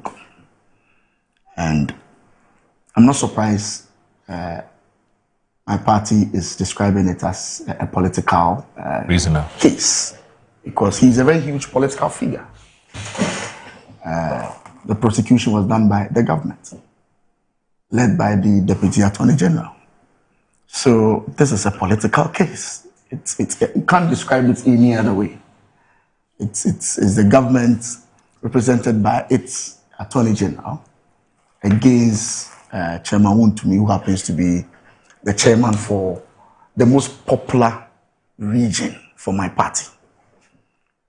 Yesterday, or 2 days ago, the vetting of the regional executive took place.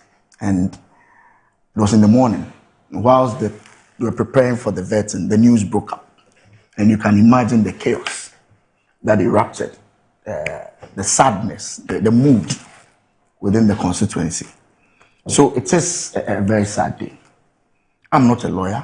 I've taken my time to read the judgment.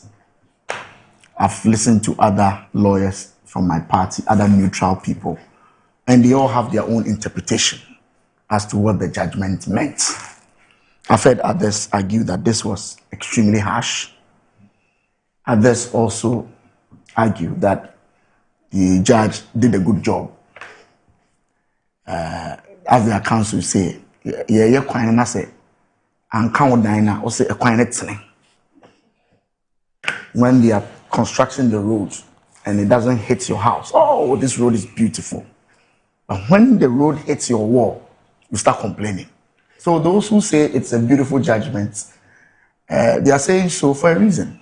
Those who are not excited, they're also saying so for a reason. I'm not excited because I have a very, very personal relationship with him.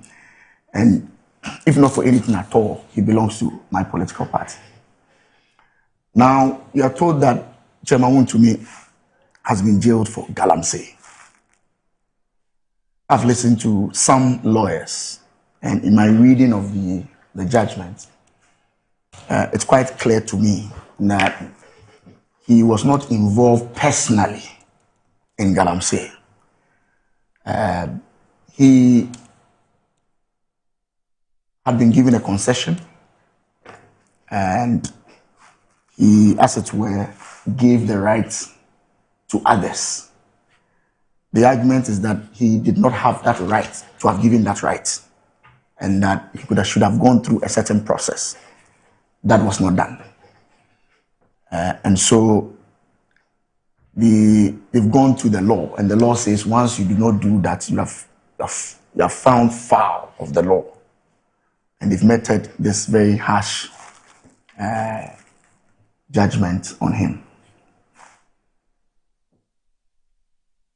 Now, the issue of Galamsey is quite an interesting one, because I heard the president himself, and yesterday you were arguing with two lawyers whether the president did admit that his own people were involved in Galamsey. Right. And I have here the quote from the president. Right. This is from the president himself. And this quote was done in March of this year. The president said, even our own people are involved. Mahama on challenges in Galamsey fight. Right.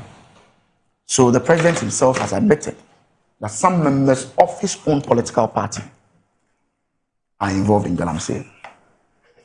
And then last year, we were told by the Attorney General that he has directed Yoko to investigate two key members of the NDC.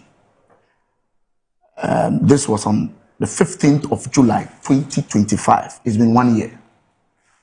We are told that Mr. Joseph Yamin, who happens to be the organizer, and one other gentleman called Abanga Yakubu, who happens to be the vice chair of the NDC. Wuntumi's case started when? If you could help me. When did Wuntumi's case start? You mean his prosecution? His prosecution. Last year. Last year. Yes. So interestingly, Wuntumi's case started last year. Yeah. Must have been March thereabout. March thereabout. Yeah. But the states, led by the Attorney General, have been able to go through all the processes within 1 year, and they have incarcerated Wontumi. But the state, as we speak now, is still investigating after 1 year. It's taking too long. Oh, well, let me make my argument. Where people have challenges. Yeah.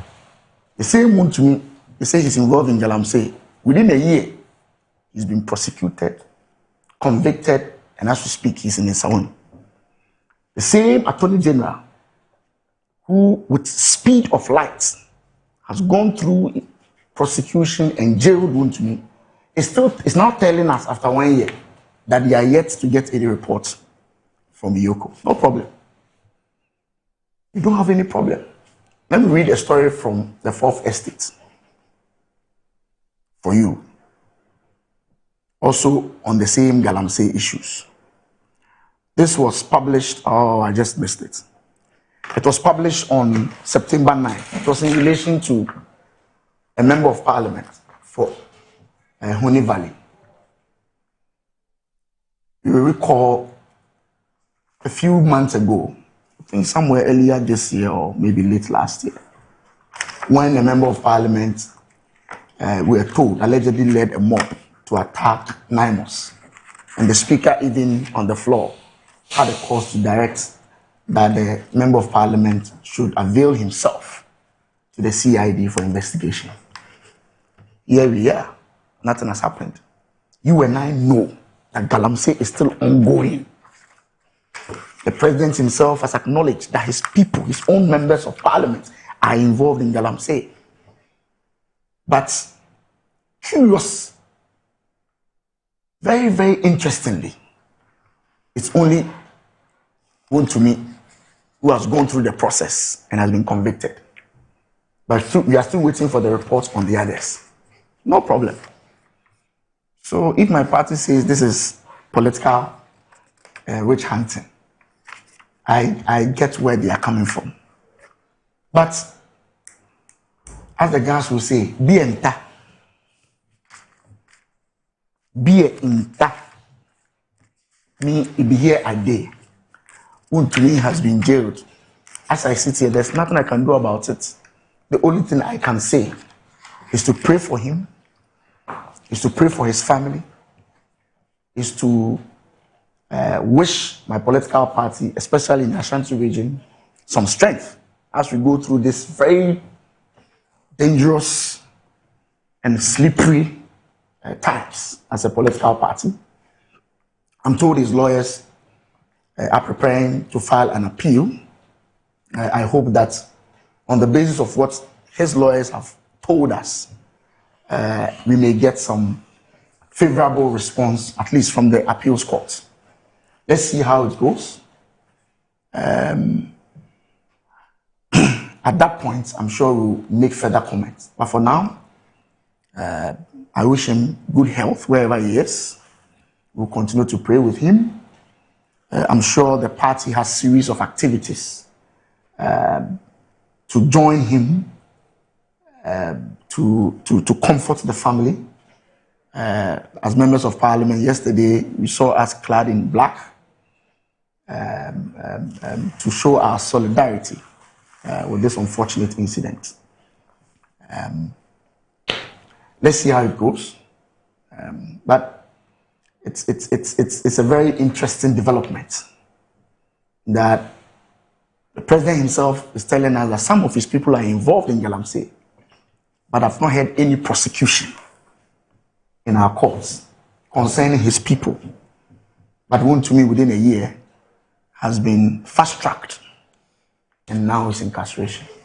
Let's see how it goes. May the Lord be with him. We pray with him. 20 years is a very, very, very long time. But I know that there's light at the end of the tunnel. Is it that it's your challenge with what appears to be, from your submission, a case of selective justice? Or you still think that based on everything that you've heard and everything you've read from the documents, you still think that Wontumi... I'm surprised you're even... Wontumi did no wrong. No, I'm surprised you're even asking me whether it's a case of selective justice. Right. Is it not clear to everybody? The president himself is saying that his people are involved in Galamsey. Nobody has been prosecuted. Okay. The Attorney General himself told us that he has referred key members of the party to Yoko. A year ago, the same time Wontumi's case started.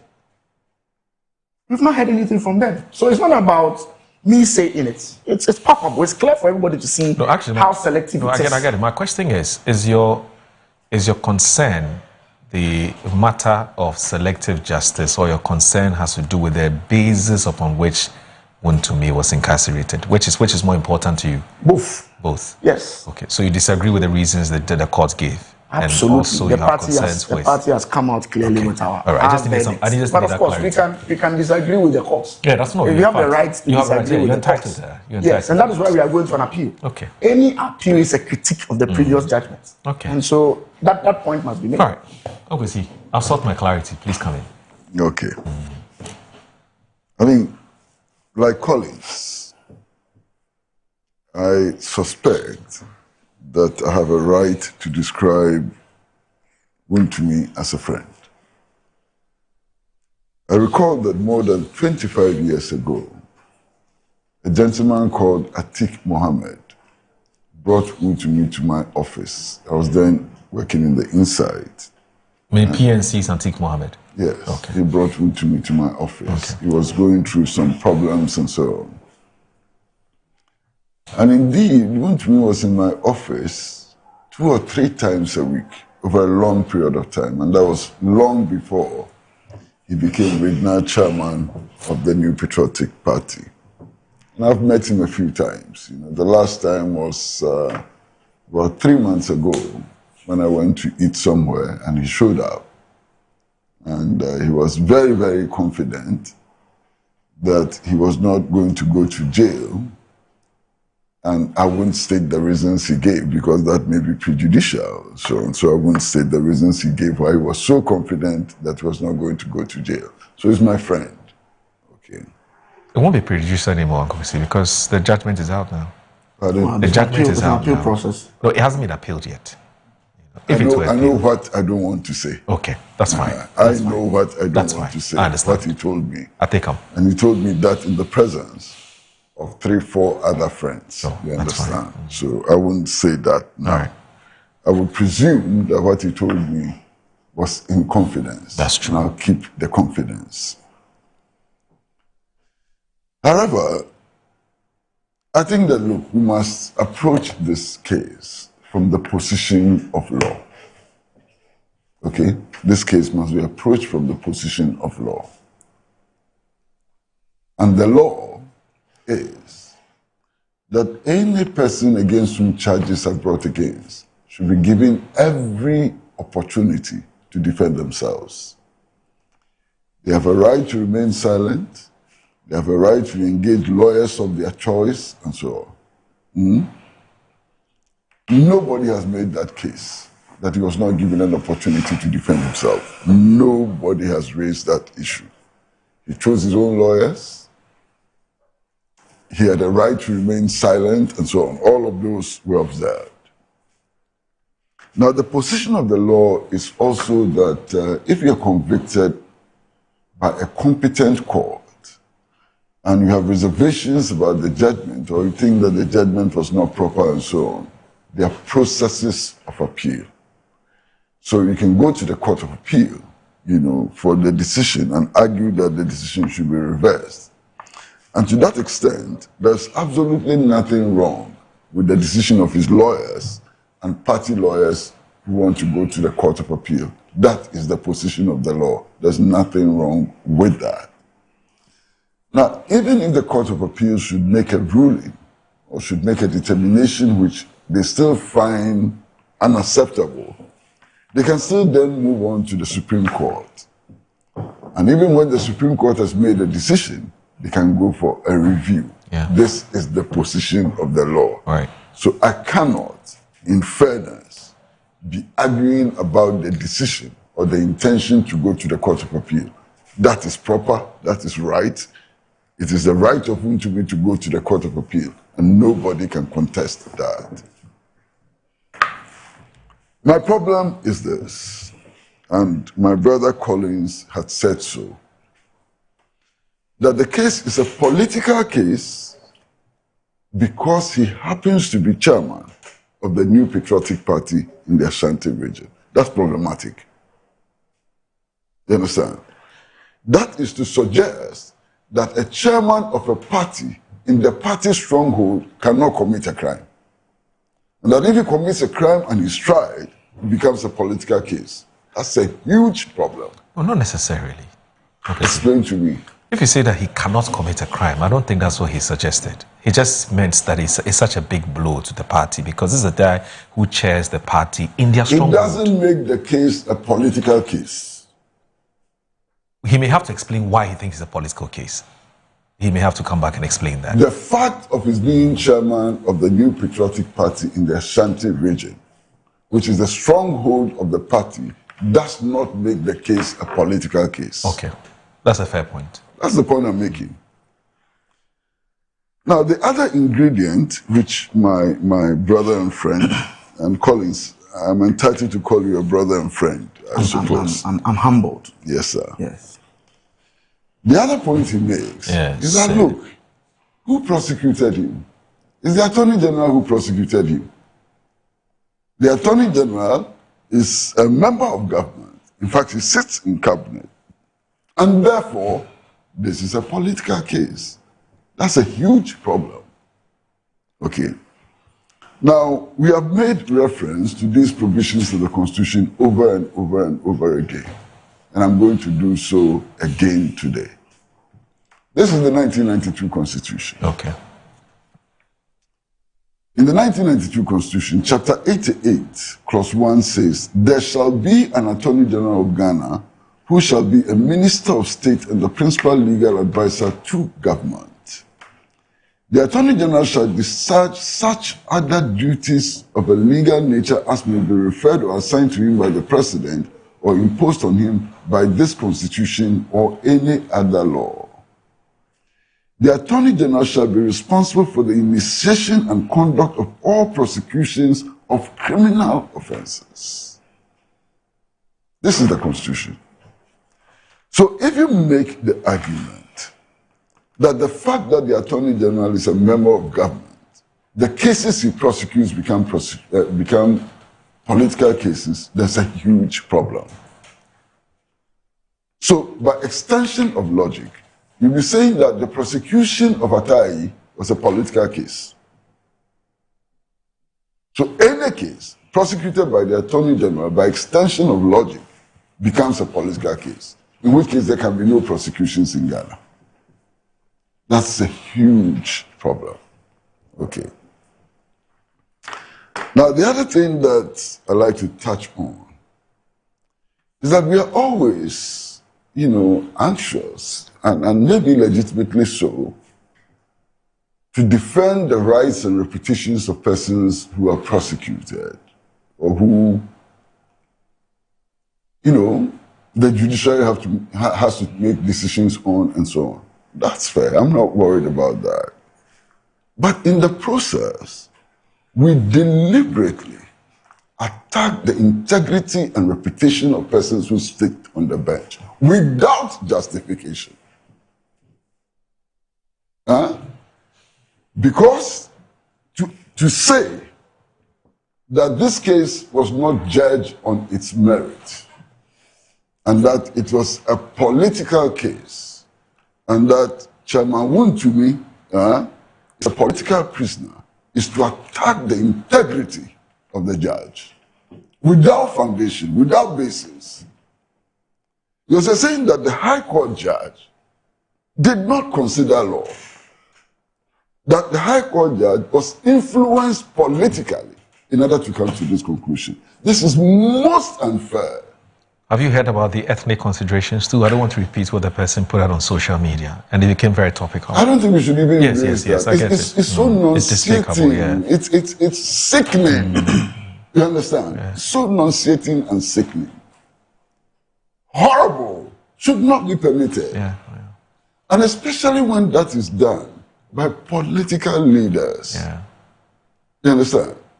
And come to think of it, this lady who sat on this case, from what I've learned so far, was appointed by the previous government.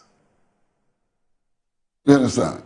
And I think that it would have been wrong if, for example, she had set Wontumi free and said that the case had no merit. To go to the root of who appointed her to make a determination as to whether the case was political or not. Yeah. Let's be fair to our judges. We are so unfair for our own narrow political interest who will destroy anybody's reputation. The same way you want to defend the rights of Wontumi, the same concerns, the same principles should guide you in the defense of the rights and reputation of those who sit on the bench. That's just being fair. Absolutely. It's just being fair. You cannot roast people who are on the bench just because they happen to carry out their professional duty and you don't like their style or you don't like their conclusions. That's most unfair to the bench. You understand? And I'm not happy with the way in which things are moving. Yes, there may be legal points, legal basis for appeal. Emphasize the legal basis for appeal. Go to the Court of Appeal and get a judgment and stop destroying a judge who, for all intents and purposes, may be innocent. You understand?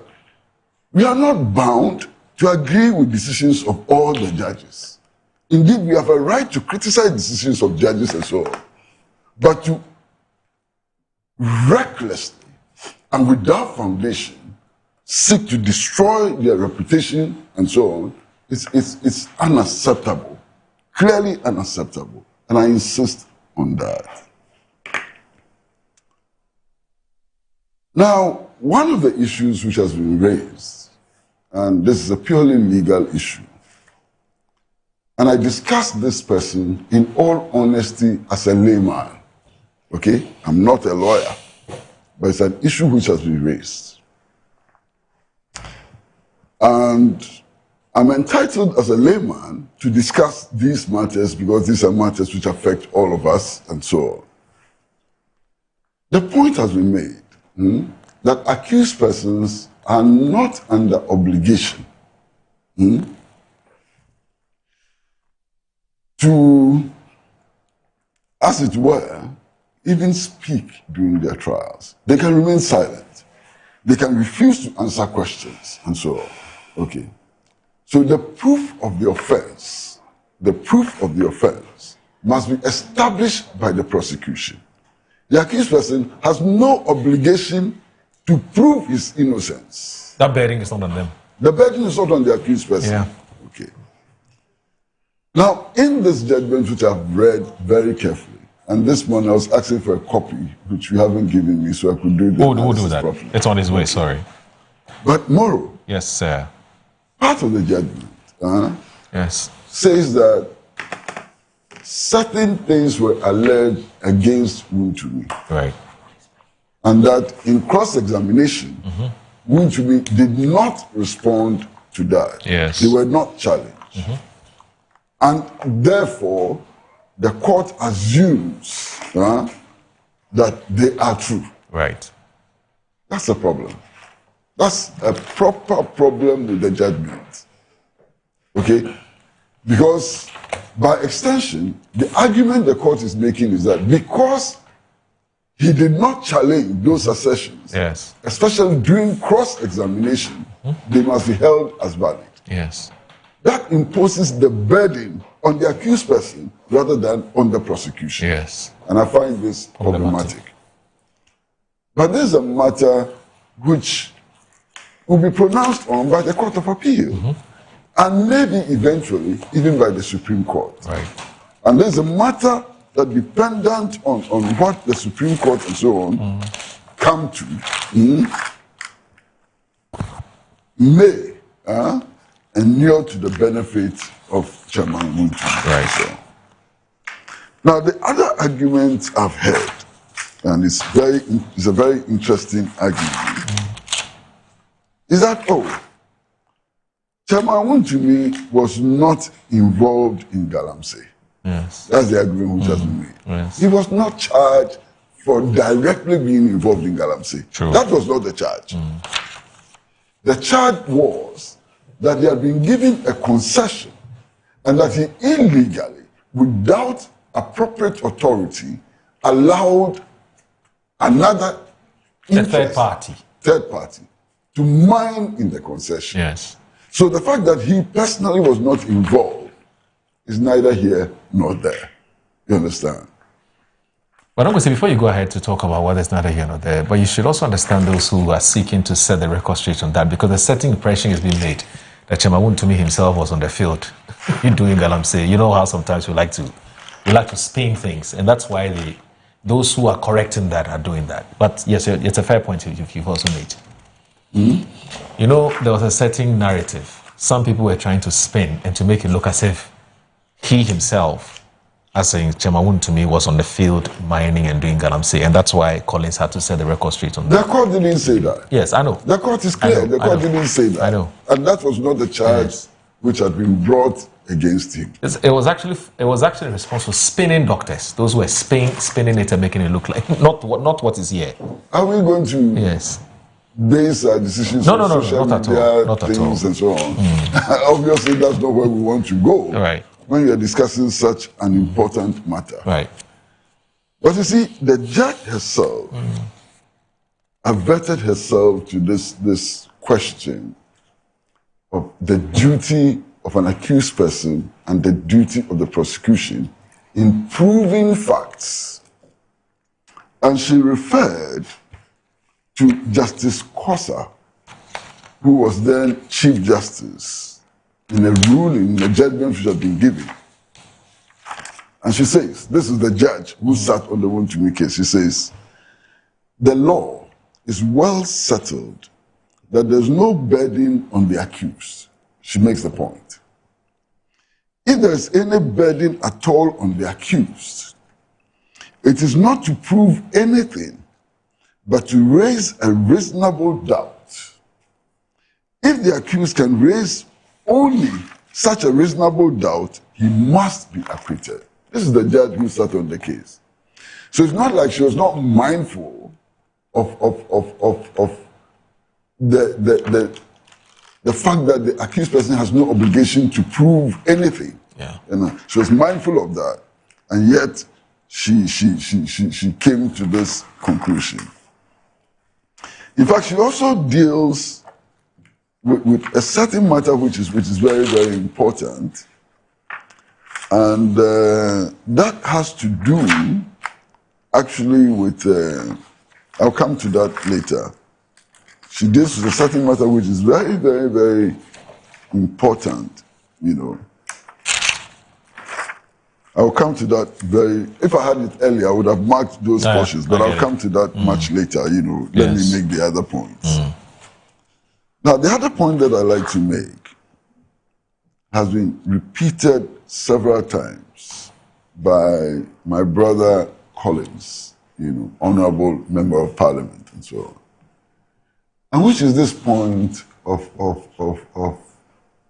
unfairness, you know, selective justice and so on. Now, what is the basis of that selective justice? The basis of that selective justice is that, why? There are so many people involved in Galamsey who are not being prosecuted, presumably because they are members of the NDC. That's the case that Collins and others have made. Now, where is the evidence? They have mentioned two persons who were accused of Galamsey, and the matter was referred by the Attorney General to the Economic and Organized Crime Unit for investigation. And according to them, for 1 year, we haven't seen the report of the investigations. Fine. I haven't seen the report of the investigation. But what are the things which are probable? What are the probabilities? One, that the investigation has not been concluded.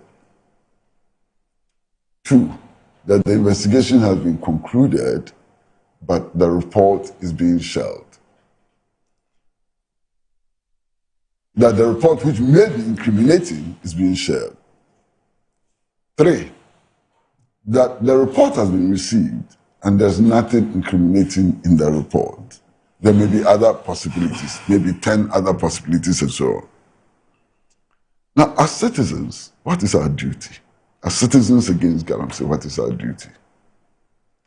Our duty is to call for the expeditious conclusion of the investigation and the publication of the outcome of those investigations, and ultimately, if there is evidence of wrongdoing, the trial of those persons who are alleged to have been engaged in Galamsey. Is that not the case? Right.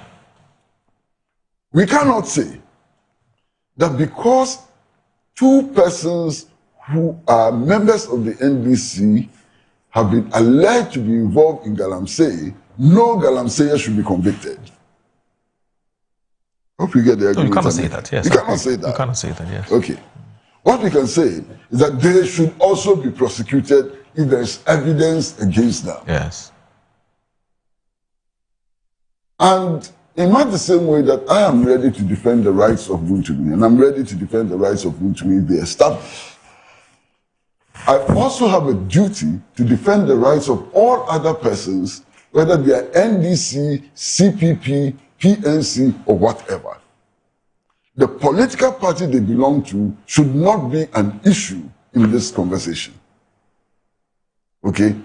So if there's evidence, if evidence is established, if the report of the inquiry establishes that the two persons who are leading members of the NDC, vice chairman and national organizer, are engaged in galamsey, our duty is to call for their prosecution. Their non-prosecution, indeed, cannot invalidate the prosecution of others.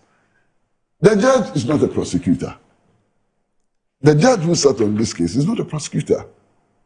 In fact, she deals with cases which are brought before her through a process. This judge cannot try the NDC persons who are alleged to have committed offenses unless they are charged and brought before her. You understand what I'm saying? Yes. So the fact that some NDC persons suspected of being involved in the commission of the same crime have not been sentenced should not be an indictment on the decision of the High Court judge who sat on this matter. Fair point. You understand? So that must also be very clear to us. Now, for those who have studied the law,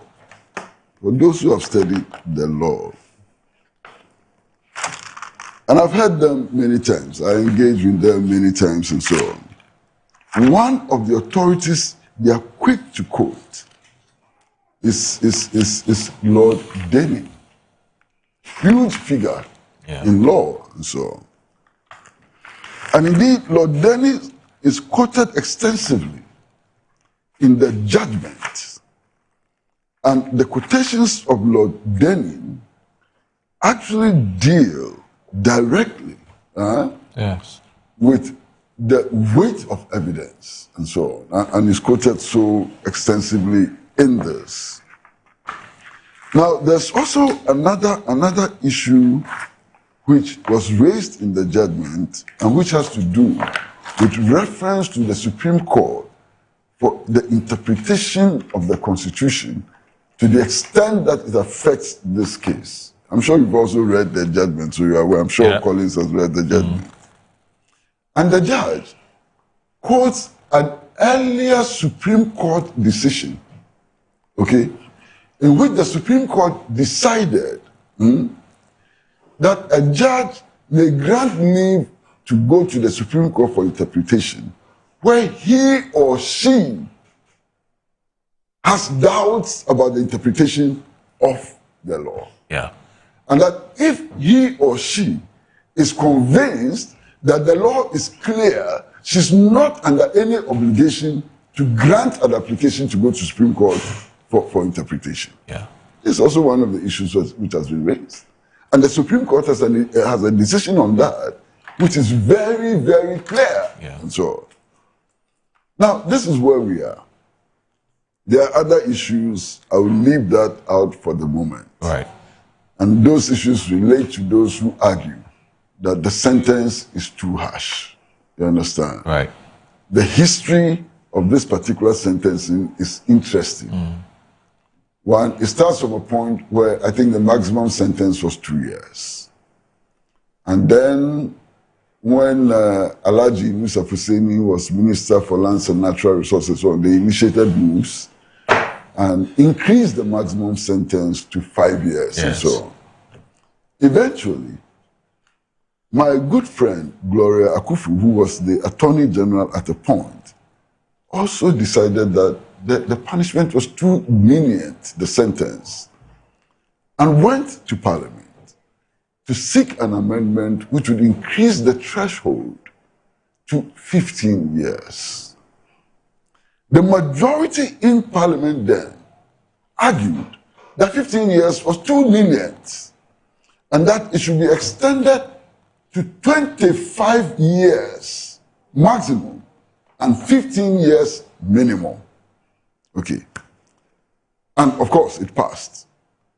Now, in the course of the discussion, a Deputy Speaker of Parliament, a member of Parliament on the majority side then, actually made the point that they are wasting time, that Galamsey is so serious that the policy we should adopt is a policy to shoot and kill. The evidence is there.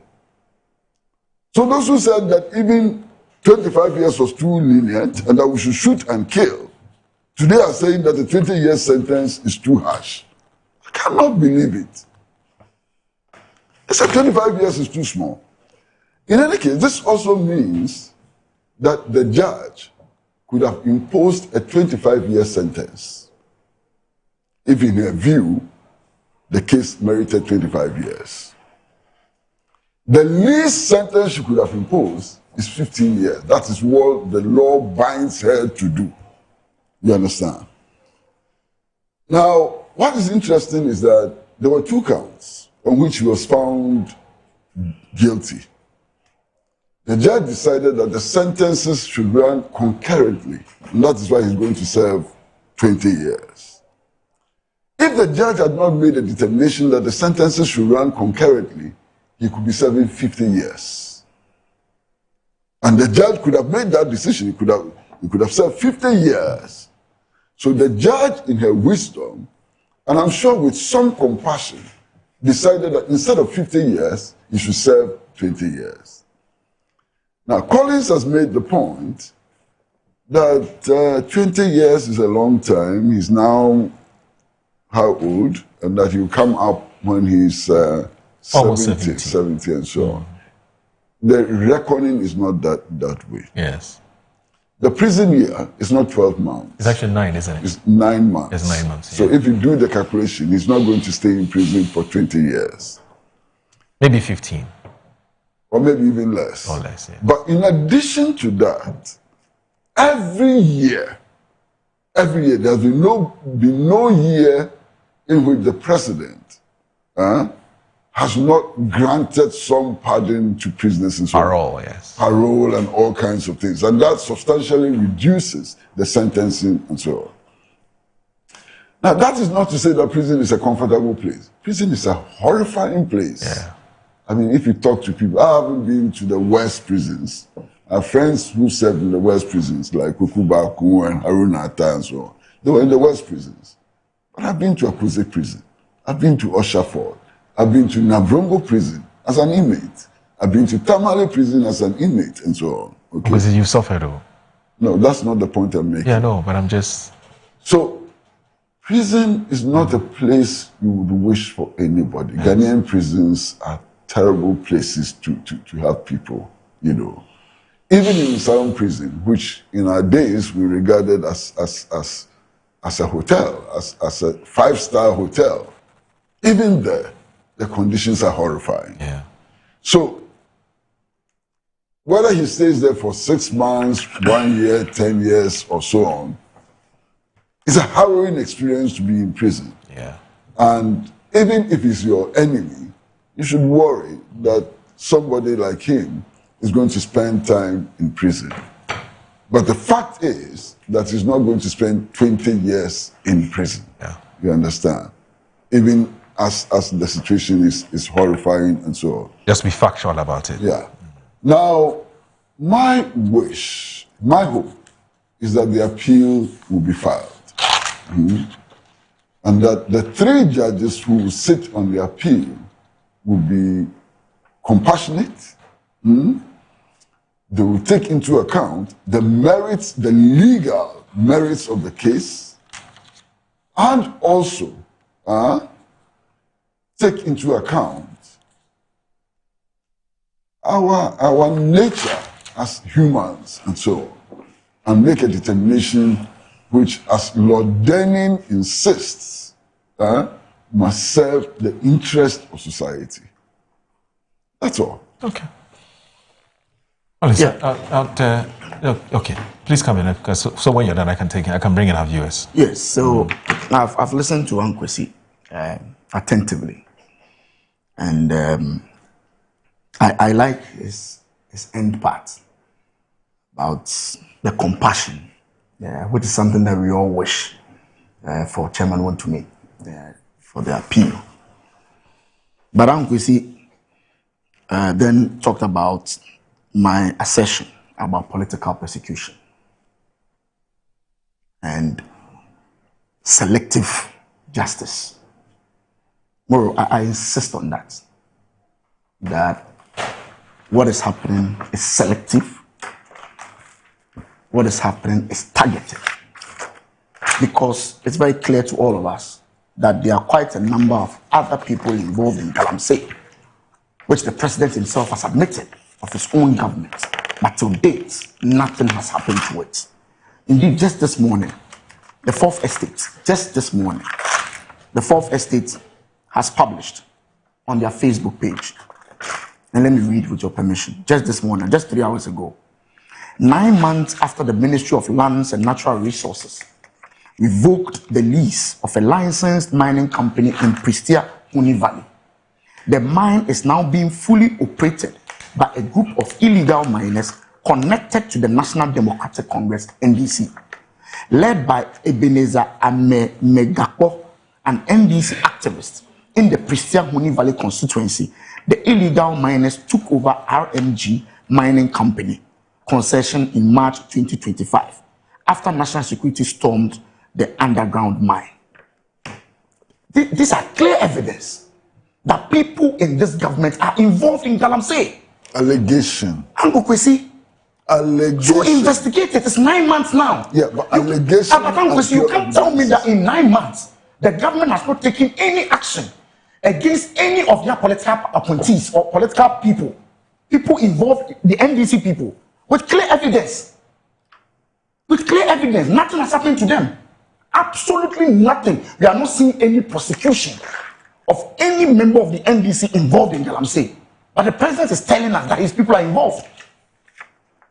Why are they not prosecuting them? Why? Why are we not seeing any action? Why? It's still being investigated. Oh, it takes 1 year. Absolutely, that's fine. This one is 9 months. It's still being investigated. Let me share with you what in response to what the question you just asked about why investigations are taking. And let me go on to some of the things he okay, that's fine. Yes, that's fine. So yes. Then Angokwesi then sought to suggest that I'm impugning on the reputation of the judge or the court. The judge. No, I'm not doing so, Angokwesi. I've not said so. In my submissions, I did not in any way impugn on the integrity of the judge. I did not. Who delivered the political judgment? I'm coming because I'll come there. I'll make that. I'll answer that. Because it's closely tied, closely related. I just want to find out: was Chatuchi Carter's case a political case? According to your definition. Oh, let me. No. But you've asked the question. According to your definition, you have said that because the Attorney General is a member of government. No, this is my point. Who prosecuted Chatuchi Carter? I didn't say so, Angokwesi. I didn't say that. Who prosecuted? I didn't say so, Angokwesi. I didn't say so. Okay. I didn't say so. I didn't say that any case prosecuted by Attorney General is political. I didn't say so. I am saying that the Attorney General is being selective in relation to Galamsey issues. Oh, no, sir. It's being selective. Collins, please. I beg you. You asked the question, who is going to me? And then you answered. I answered it. And you said, who is the Attorney General? And you went on to make the point that because the Attorney General is a member of government, yes, it gives the case a political tint. No, on the basis. No, Angokwesi, let me explain. Okay, so he wants to explain. In relation to Wontumi, because there are other similar issues, there are other similar offenses of people in the NDC involved in Galamsey. I'm not saying the Attorney General do same as is done to Wontumi. Okay, so that's the basis. Okay, so that's the basis for. That's the point I'm making. Okay. I'm not saying the Attorney General do same to other members of his own party. But he's gone ahead to prosecute Wontumi. So that's what makes it prosecuting other members of the NDC. That's the point I'm making. Moro. All three of us know that Wontumi is not the only person in the NPP who has also been accused of involvement or facilitation of Galamsey. You know that? Yes. Have the other people in the NPP who have also been alleged to be involved in Galamsey been prosecuted? And why not? I'm talking. So to be fair, you have to look at the matter in its fullness. You understand? Why? You know, and Collins knows that there are other people who have been in the NPP who have been mentioned as being suspected of involvement in Galamsey, in much the same way that there are some people in the NDC who are also suspected of involvement in Galamsey who have not been prosecuted. Our duty as citizens is to insist that every and anybody, whether you belong to NPP or NDC or KDD or WYZ, if you are involved in Galamsey, you must face the full rigors of the law. Okay. That's all. All right. Collins, please go ahead. My thoughts are just truncated my thoughts. Oh, sorry. I'm sorry. I'm really sorry, Collins. I'm sorry. I'm saying that what I'm seeing here is selective in nature. It's selective. Very, very selective. And I insist on that point. Very, very selective. Now, I just asked a question. Was Statutory Kata case a political case? By your definition. Oh, Ankwesi. By your definition. Ankwesi. It's a rhetorical It's not by my definition. We had members of the NDC, of course, accusing President Kufuor of impaneling the courts, just to accuse Statutory Kata. Of course. At the time, Ankwesi's point of allowing the judges to make their judgment on law was lost on us. It was totally lost on us. We said President Kufuor intentionally packed the courts, but we forgot, as Ankwesi saying, that the judgment was based on the judge's interpretation of the law. But we accused the MPP of being political persecution. What is wrong if I do the same comparison? Especially when I see... Let me tell you what is wrong. In this particular case, nobody can accuse anybody of packing the court. So that's the difference. That's the difference. In this particular case, nobody can accuse anybody of packing the High Court. But Ankwesi, yes, sir. Is it wrong for the president to nominate people to the Supreme Court? Is it wrong? Let me explain something to you. You see, Master, are you ready? Let me explain something. Let me explain something to you. In a matter which has been determined, so you know the positions of the judges. In the case of Statutory Kata, we knew the positions of the judges. And the court had come to the conclusion that he had not committed an offense. On the basis of the fact that the fast-track court was an illegality. It was unconstitutional. It was not constitutional. Now, all of us knew the position of Justice Afre, that Justice Afre believed that the court was constitutional. So if he was appointed onto the next panel, isn't it obvious how the decision will go? That was the problem with the Statutory Kata case. You understand what I'm saying? I understand. Because the man had already expressed his position that the fast-track court was constitutional. Chatu had been acquitted on the basis of the fact that the fast-track court was not constitutional. Now, if a panel is constituted and Justice Afre, whose views are already known, is picked to sit on that panel, what does that amount to? Ankwesi, I'm sure you can help me with history. Yes, sir. The Supreme Court... Well, I'm not a historian. But I'm sure there are times... Maybe my memory. Of course. I'm sure there are times the Supreme Court will make a judgment.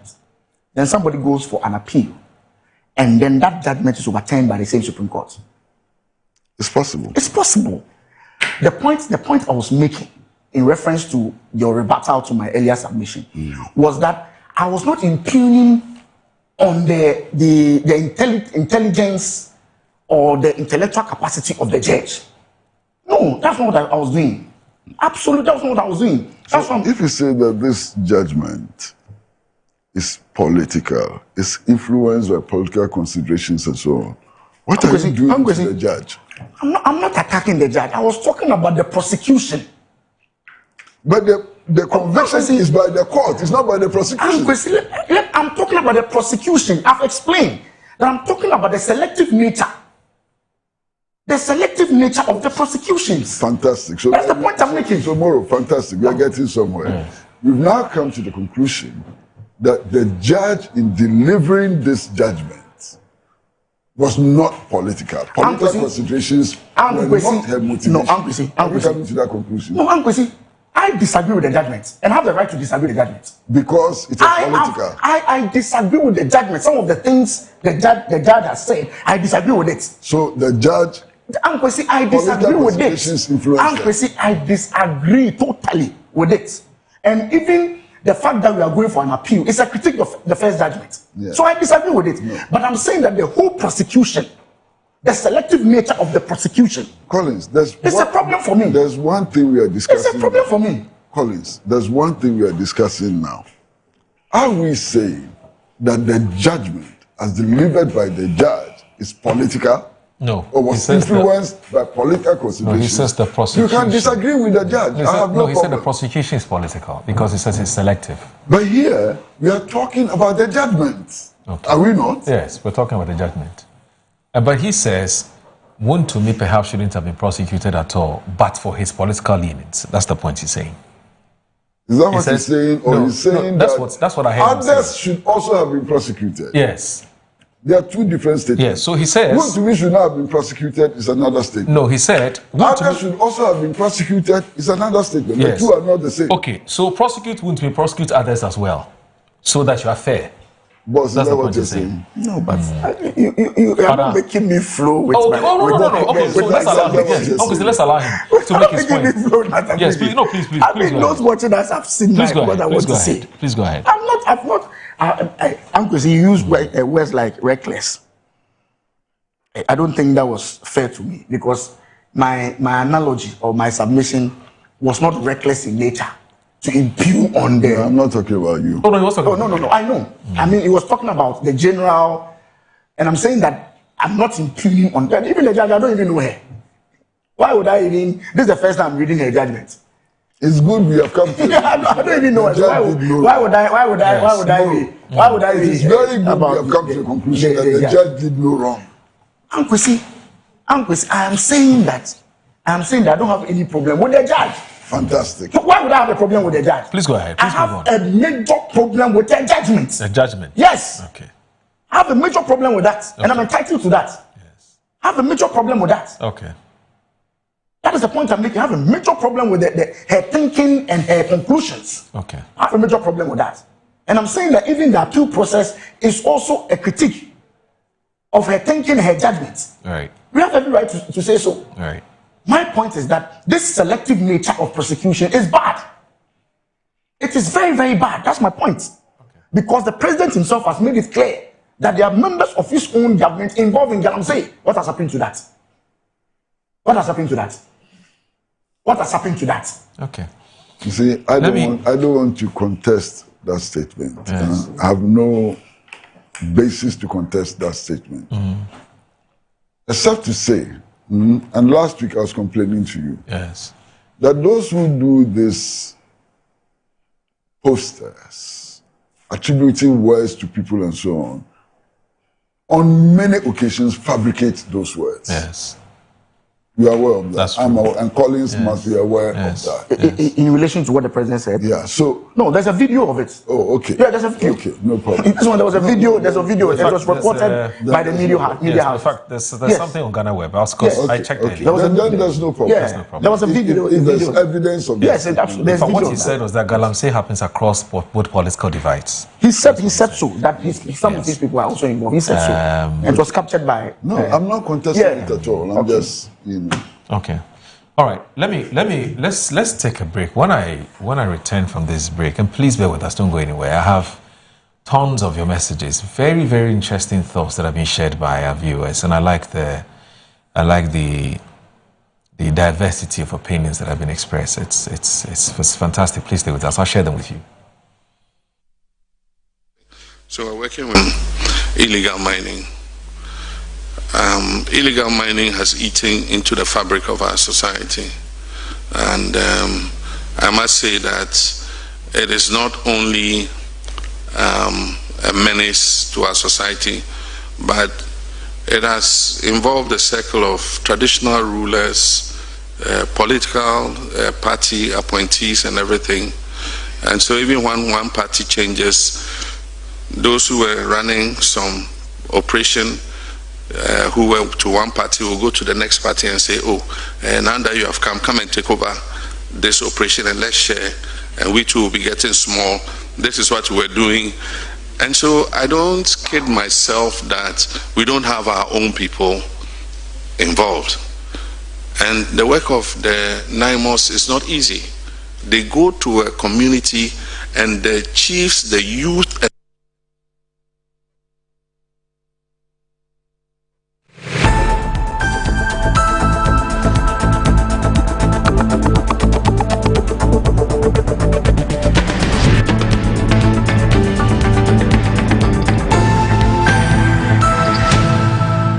And there they are.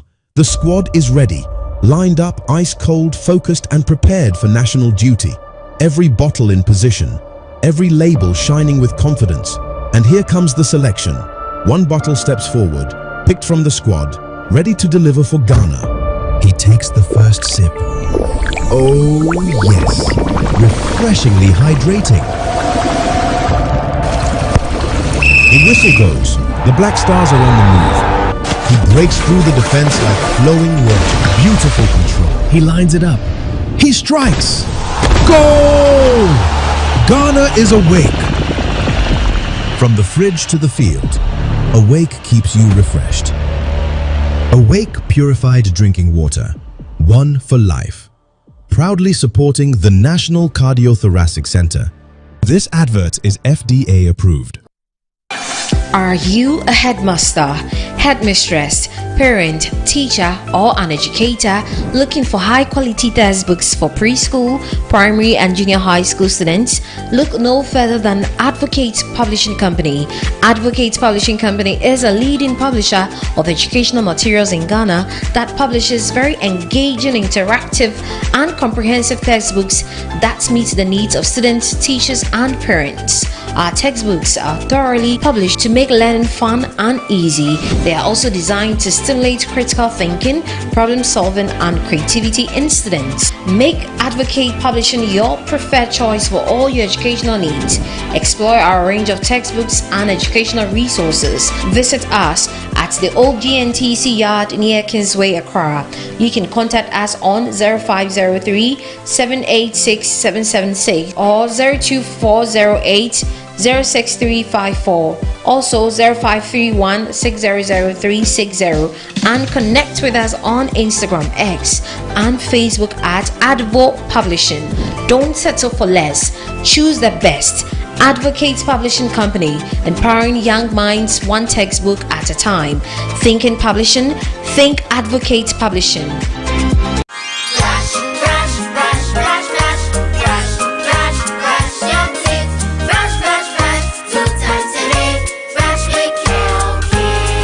Hello, my friends. My name is Kelkit Toothpaste. Wow. I was made to be gentle on your gum, but protected. I will protect your teeth from cavity, make your teeth whiter, stronger, keep your mouth fresh all day. And best of all, I'm strawberry flavored. So put on a smile and try me. That's amazing. Just try me. That's my job. If you say so, jump on my brush. Makes your teeth stronger, chicky chicky whiter, chicky chicky younger. Yay! You did it! I'm glad you like your new toothpaste. Don't forget to brush both day and night. Kelkits, happy smile.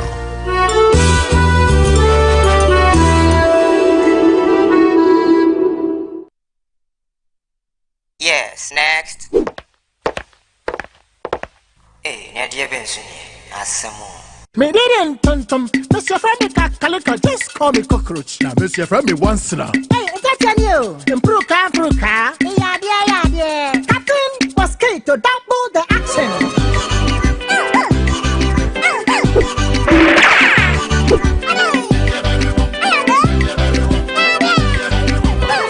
Me didn't sasso spray. Mr. Friendly sasso quell. Yeah, go to my sasso.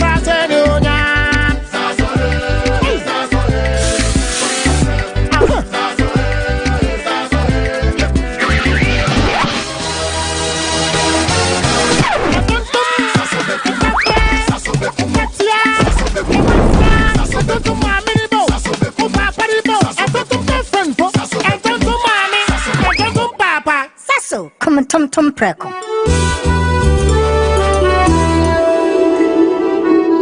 God Ghana, Greater Accra, Gamashi. Are you ready for the biggest festival carnival in Ghana? Is the Gahomor Carnival 2026. Starting from Thursday 6th to Sunday 9th of August 2026. The heartbeat of Ghana will echo from Jamestown, Manchabola, flowing through the historic Atanos High Street back to Lighthouse. Witness and experience 4 unforgettable days, 1 historic destination. Gamashi, 6th August, Red Thursday, so be the legendary homecoming procession. 7th August, White Friday, yeah. Dress in white and experience the Twin Festival, culture, tradition, and music.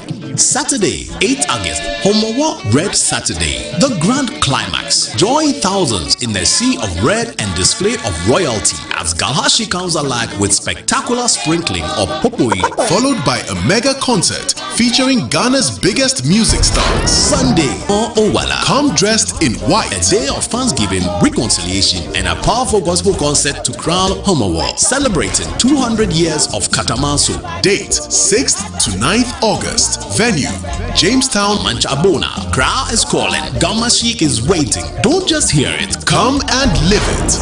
For vendorship slots, call. Main Media Partners. Media Partners.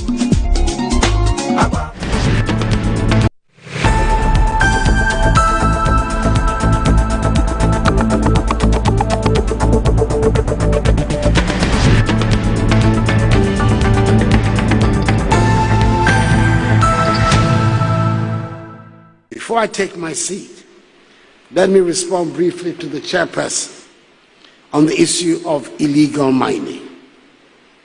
I want to assure him and all of you that Akonta Mining is not engaged in any illegal mining anywhere in Ghana as we speak.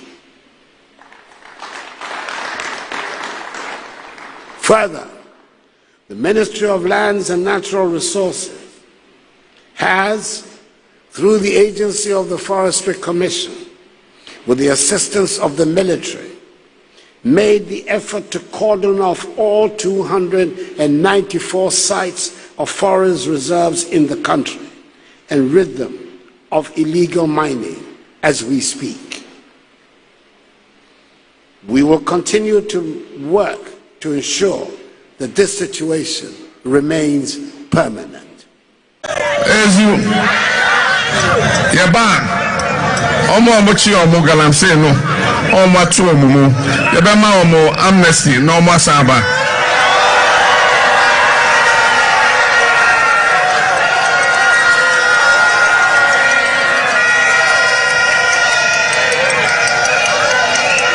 Ezu. Lojidi say, Emrebia omo fomie, omo enu omo ho. Enti yebe yi omo na yama omo another chance. Then we're going to put more effort into the Galamsey. One of the problems we have is we don't have patrol boats, especially on our waterways, to for NIMOS to continue to patrol the waterways. So in many cases, you see them in local canoes. You know, some have outboard motors, sometimes they are paddling. I mean, Ankobra is 100 and something kilometers. If you enter a canoe, how much of Ankobra can you police? And so with the collaboration of the Finance Minister, the Ministry of Defense and Ministry of Interior Police came with some requirements that they need, you know, for patrolling the water bodies, and then equipment they need to maintain. They need tents for the forest reserves. Once they've cleared the Galamsey operators, they need to have tents where they can camp the soldiers and have kitchens where they can cook their food and all that kind of thing. So we're working with illegal mining.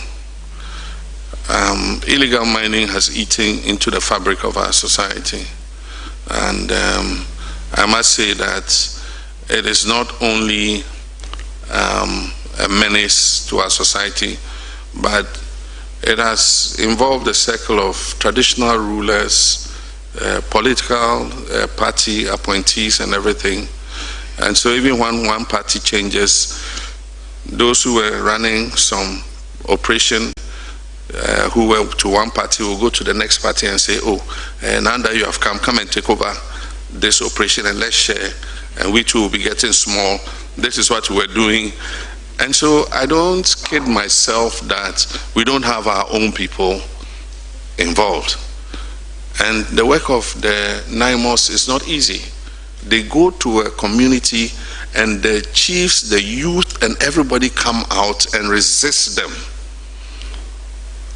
And so I didn't kid myself that we will be able to win that fight overnight. But we cannot relent. We must continue.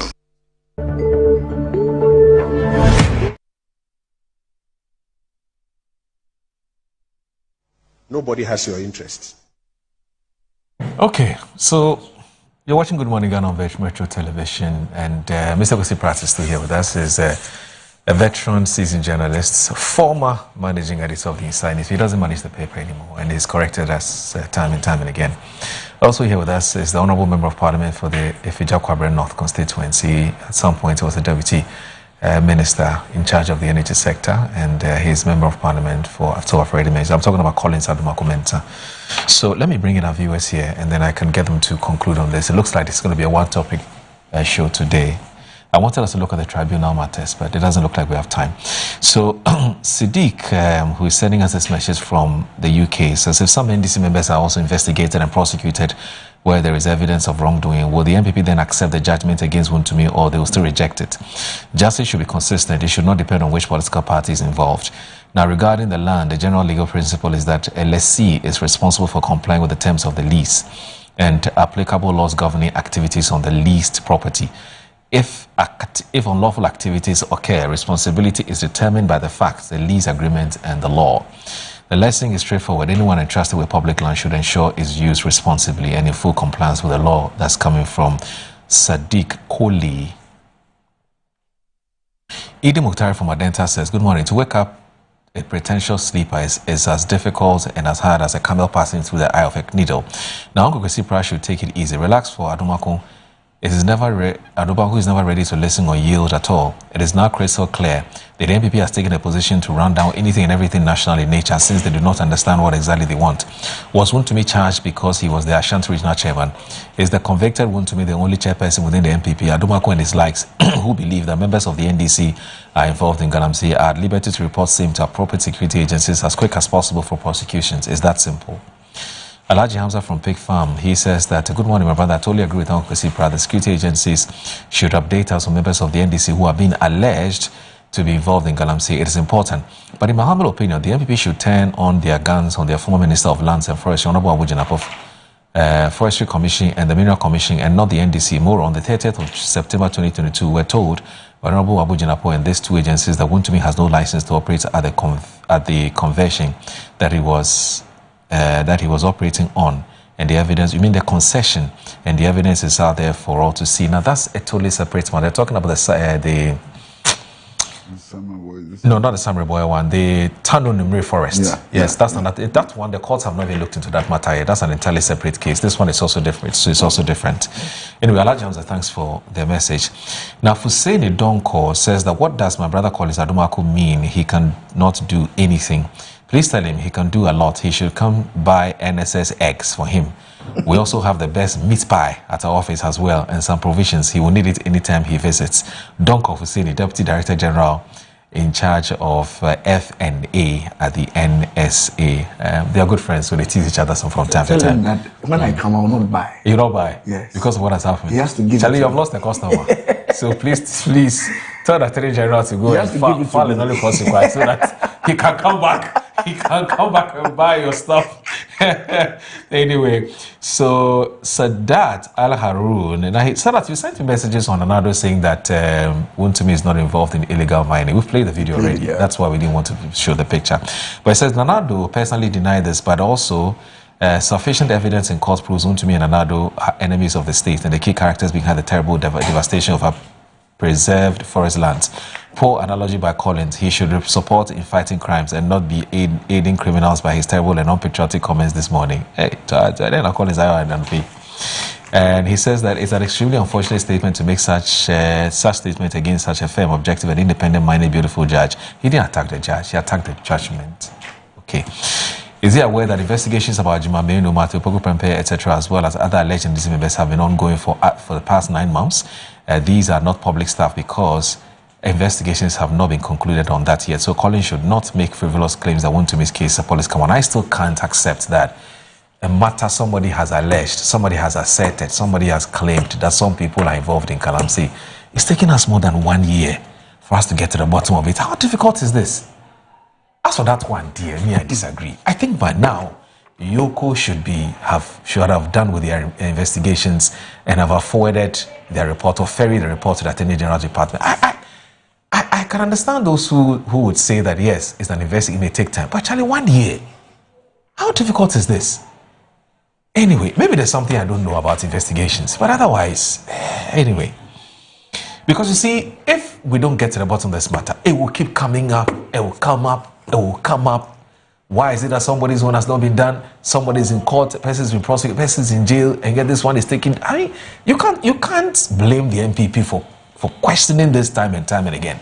You know, so the investigative institutions must wake up and do a job on this one. So Edmond says that Chairman Wontumi was not sentenced in the absence of a lawyer. He had 4 lawyers with him from Samuel Atachen's firm, Deputy Attorney General Dr. Justice Shremsai. So why is Collins saying his lawyer was absent? I don't remember Collins saying his lawyer was absent. No, he didn't say that. All right, so Albert says that interesting discussion. We are patiently waiting for the outcome of the NSS saga in regards to my classmate Collins. And Mansa Musa from London, UK, Voice of London. It says, well, I totally agree that no one has to be jailed on the assumption of guilt, but surely I want to believe that this isn't the case with Wuntumi's sentence. I base my prism on academic deductions on some aspects of those hidden unspoken, but at least in public discourse. On the basis of that, the fact that Wuntumi found it necessary to send a subcontractor to go and reclaim to make good a damaged forest area. The question is, how did that land or forest got damaged and by who? Secondly, if we agree that Wuntumi sent a subcontractor to go and repair damaged forest, what measures did he put in place to supervise and check for work being done?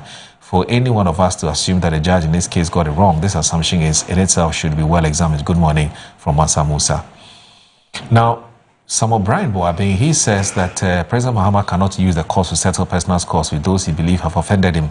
John Wuntumi, like every other person, is not perfect. Many Ghanaians may disagree with his politics, but any injustice against him should concern every well-meaning Ghanaian because justice must be impartial.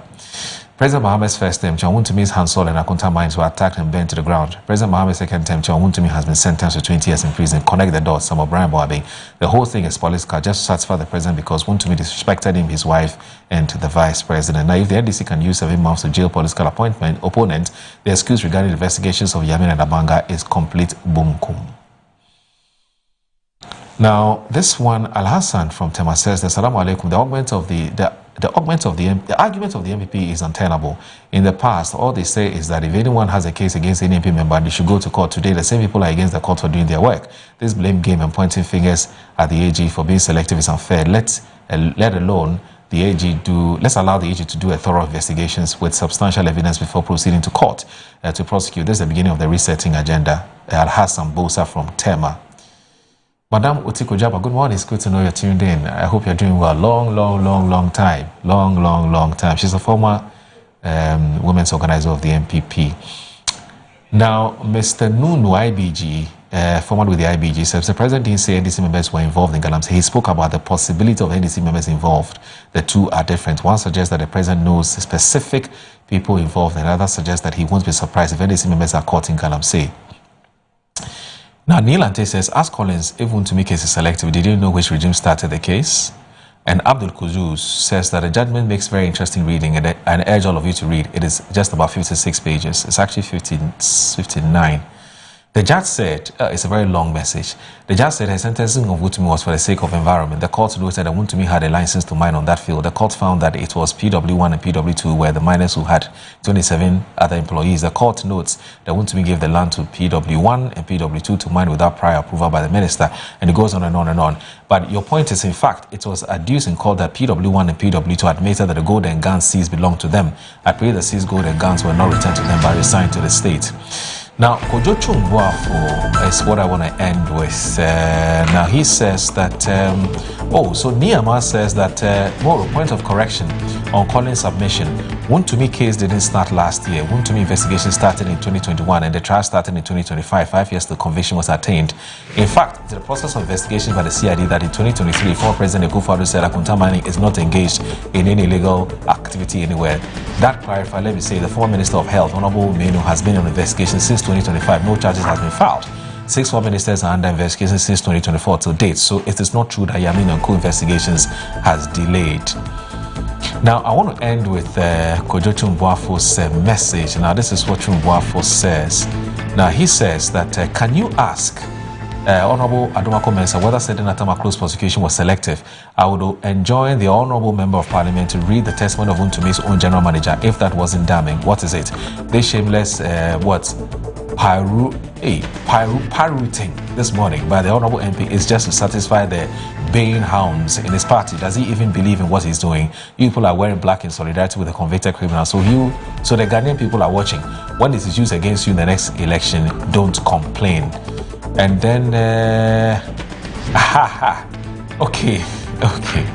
All right, so Hassan Saudogo says, enjoying the message. And yes, please ask Adomako Mensah to mention as well the names of the MV members' fingers in Frimpong Boateng report during Nanado's regime. Hassan Ahmed in Tema.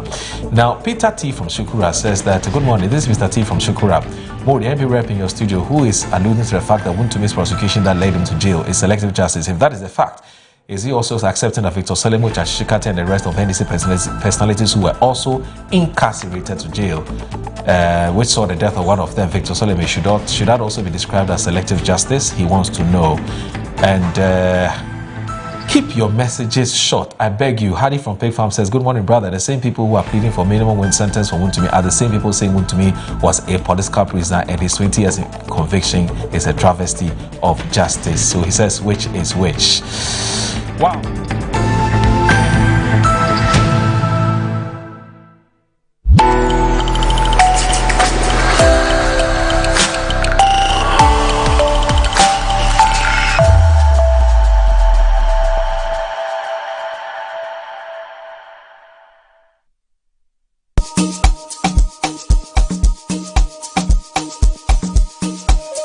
Welcome to GH Schools, your #1 training institute that offers practical-based tuition in media and a variety of skill acquisition-related areas. At GH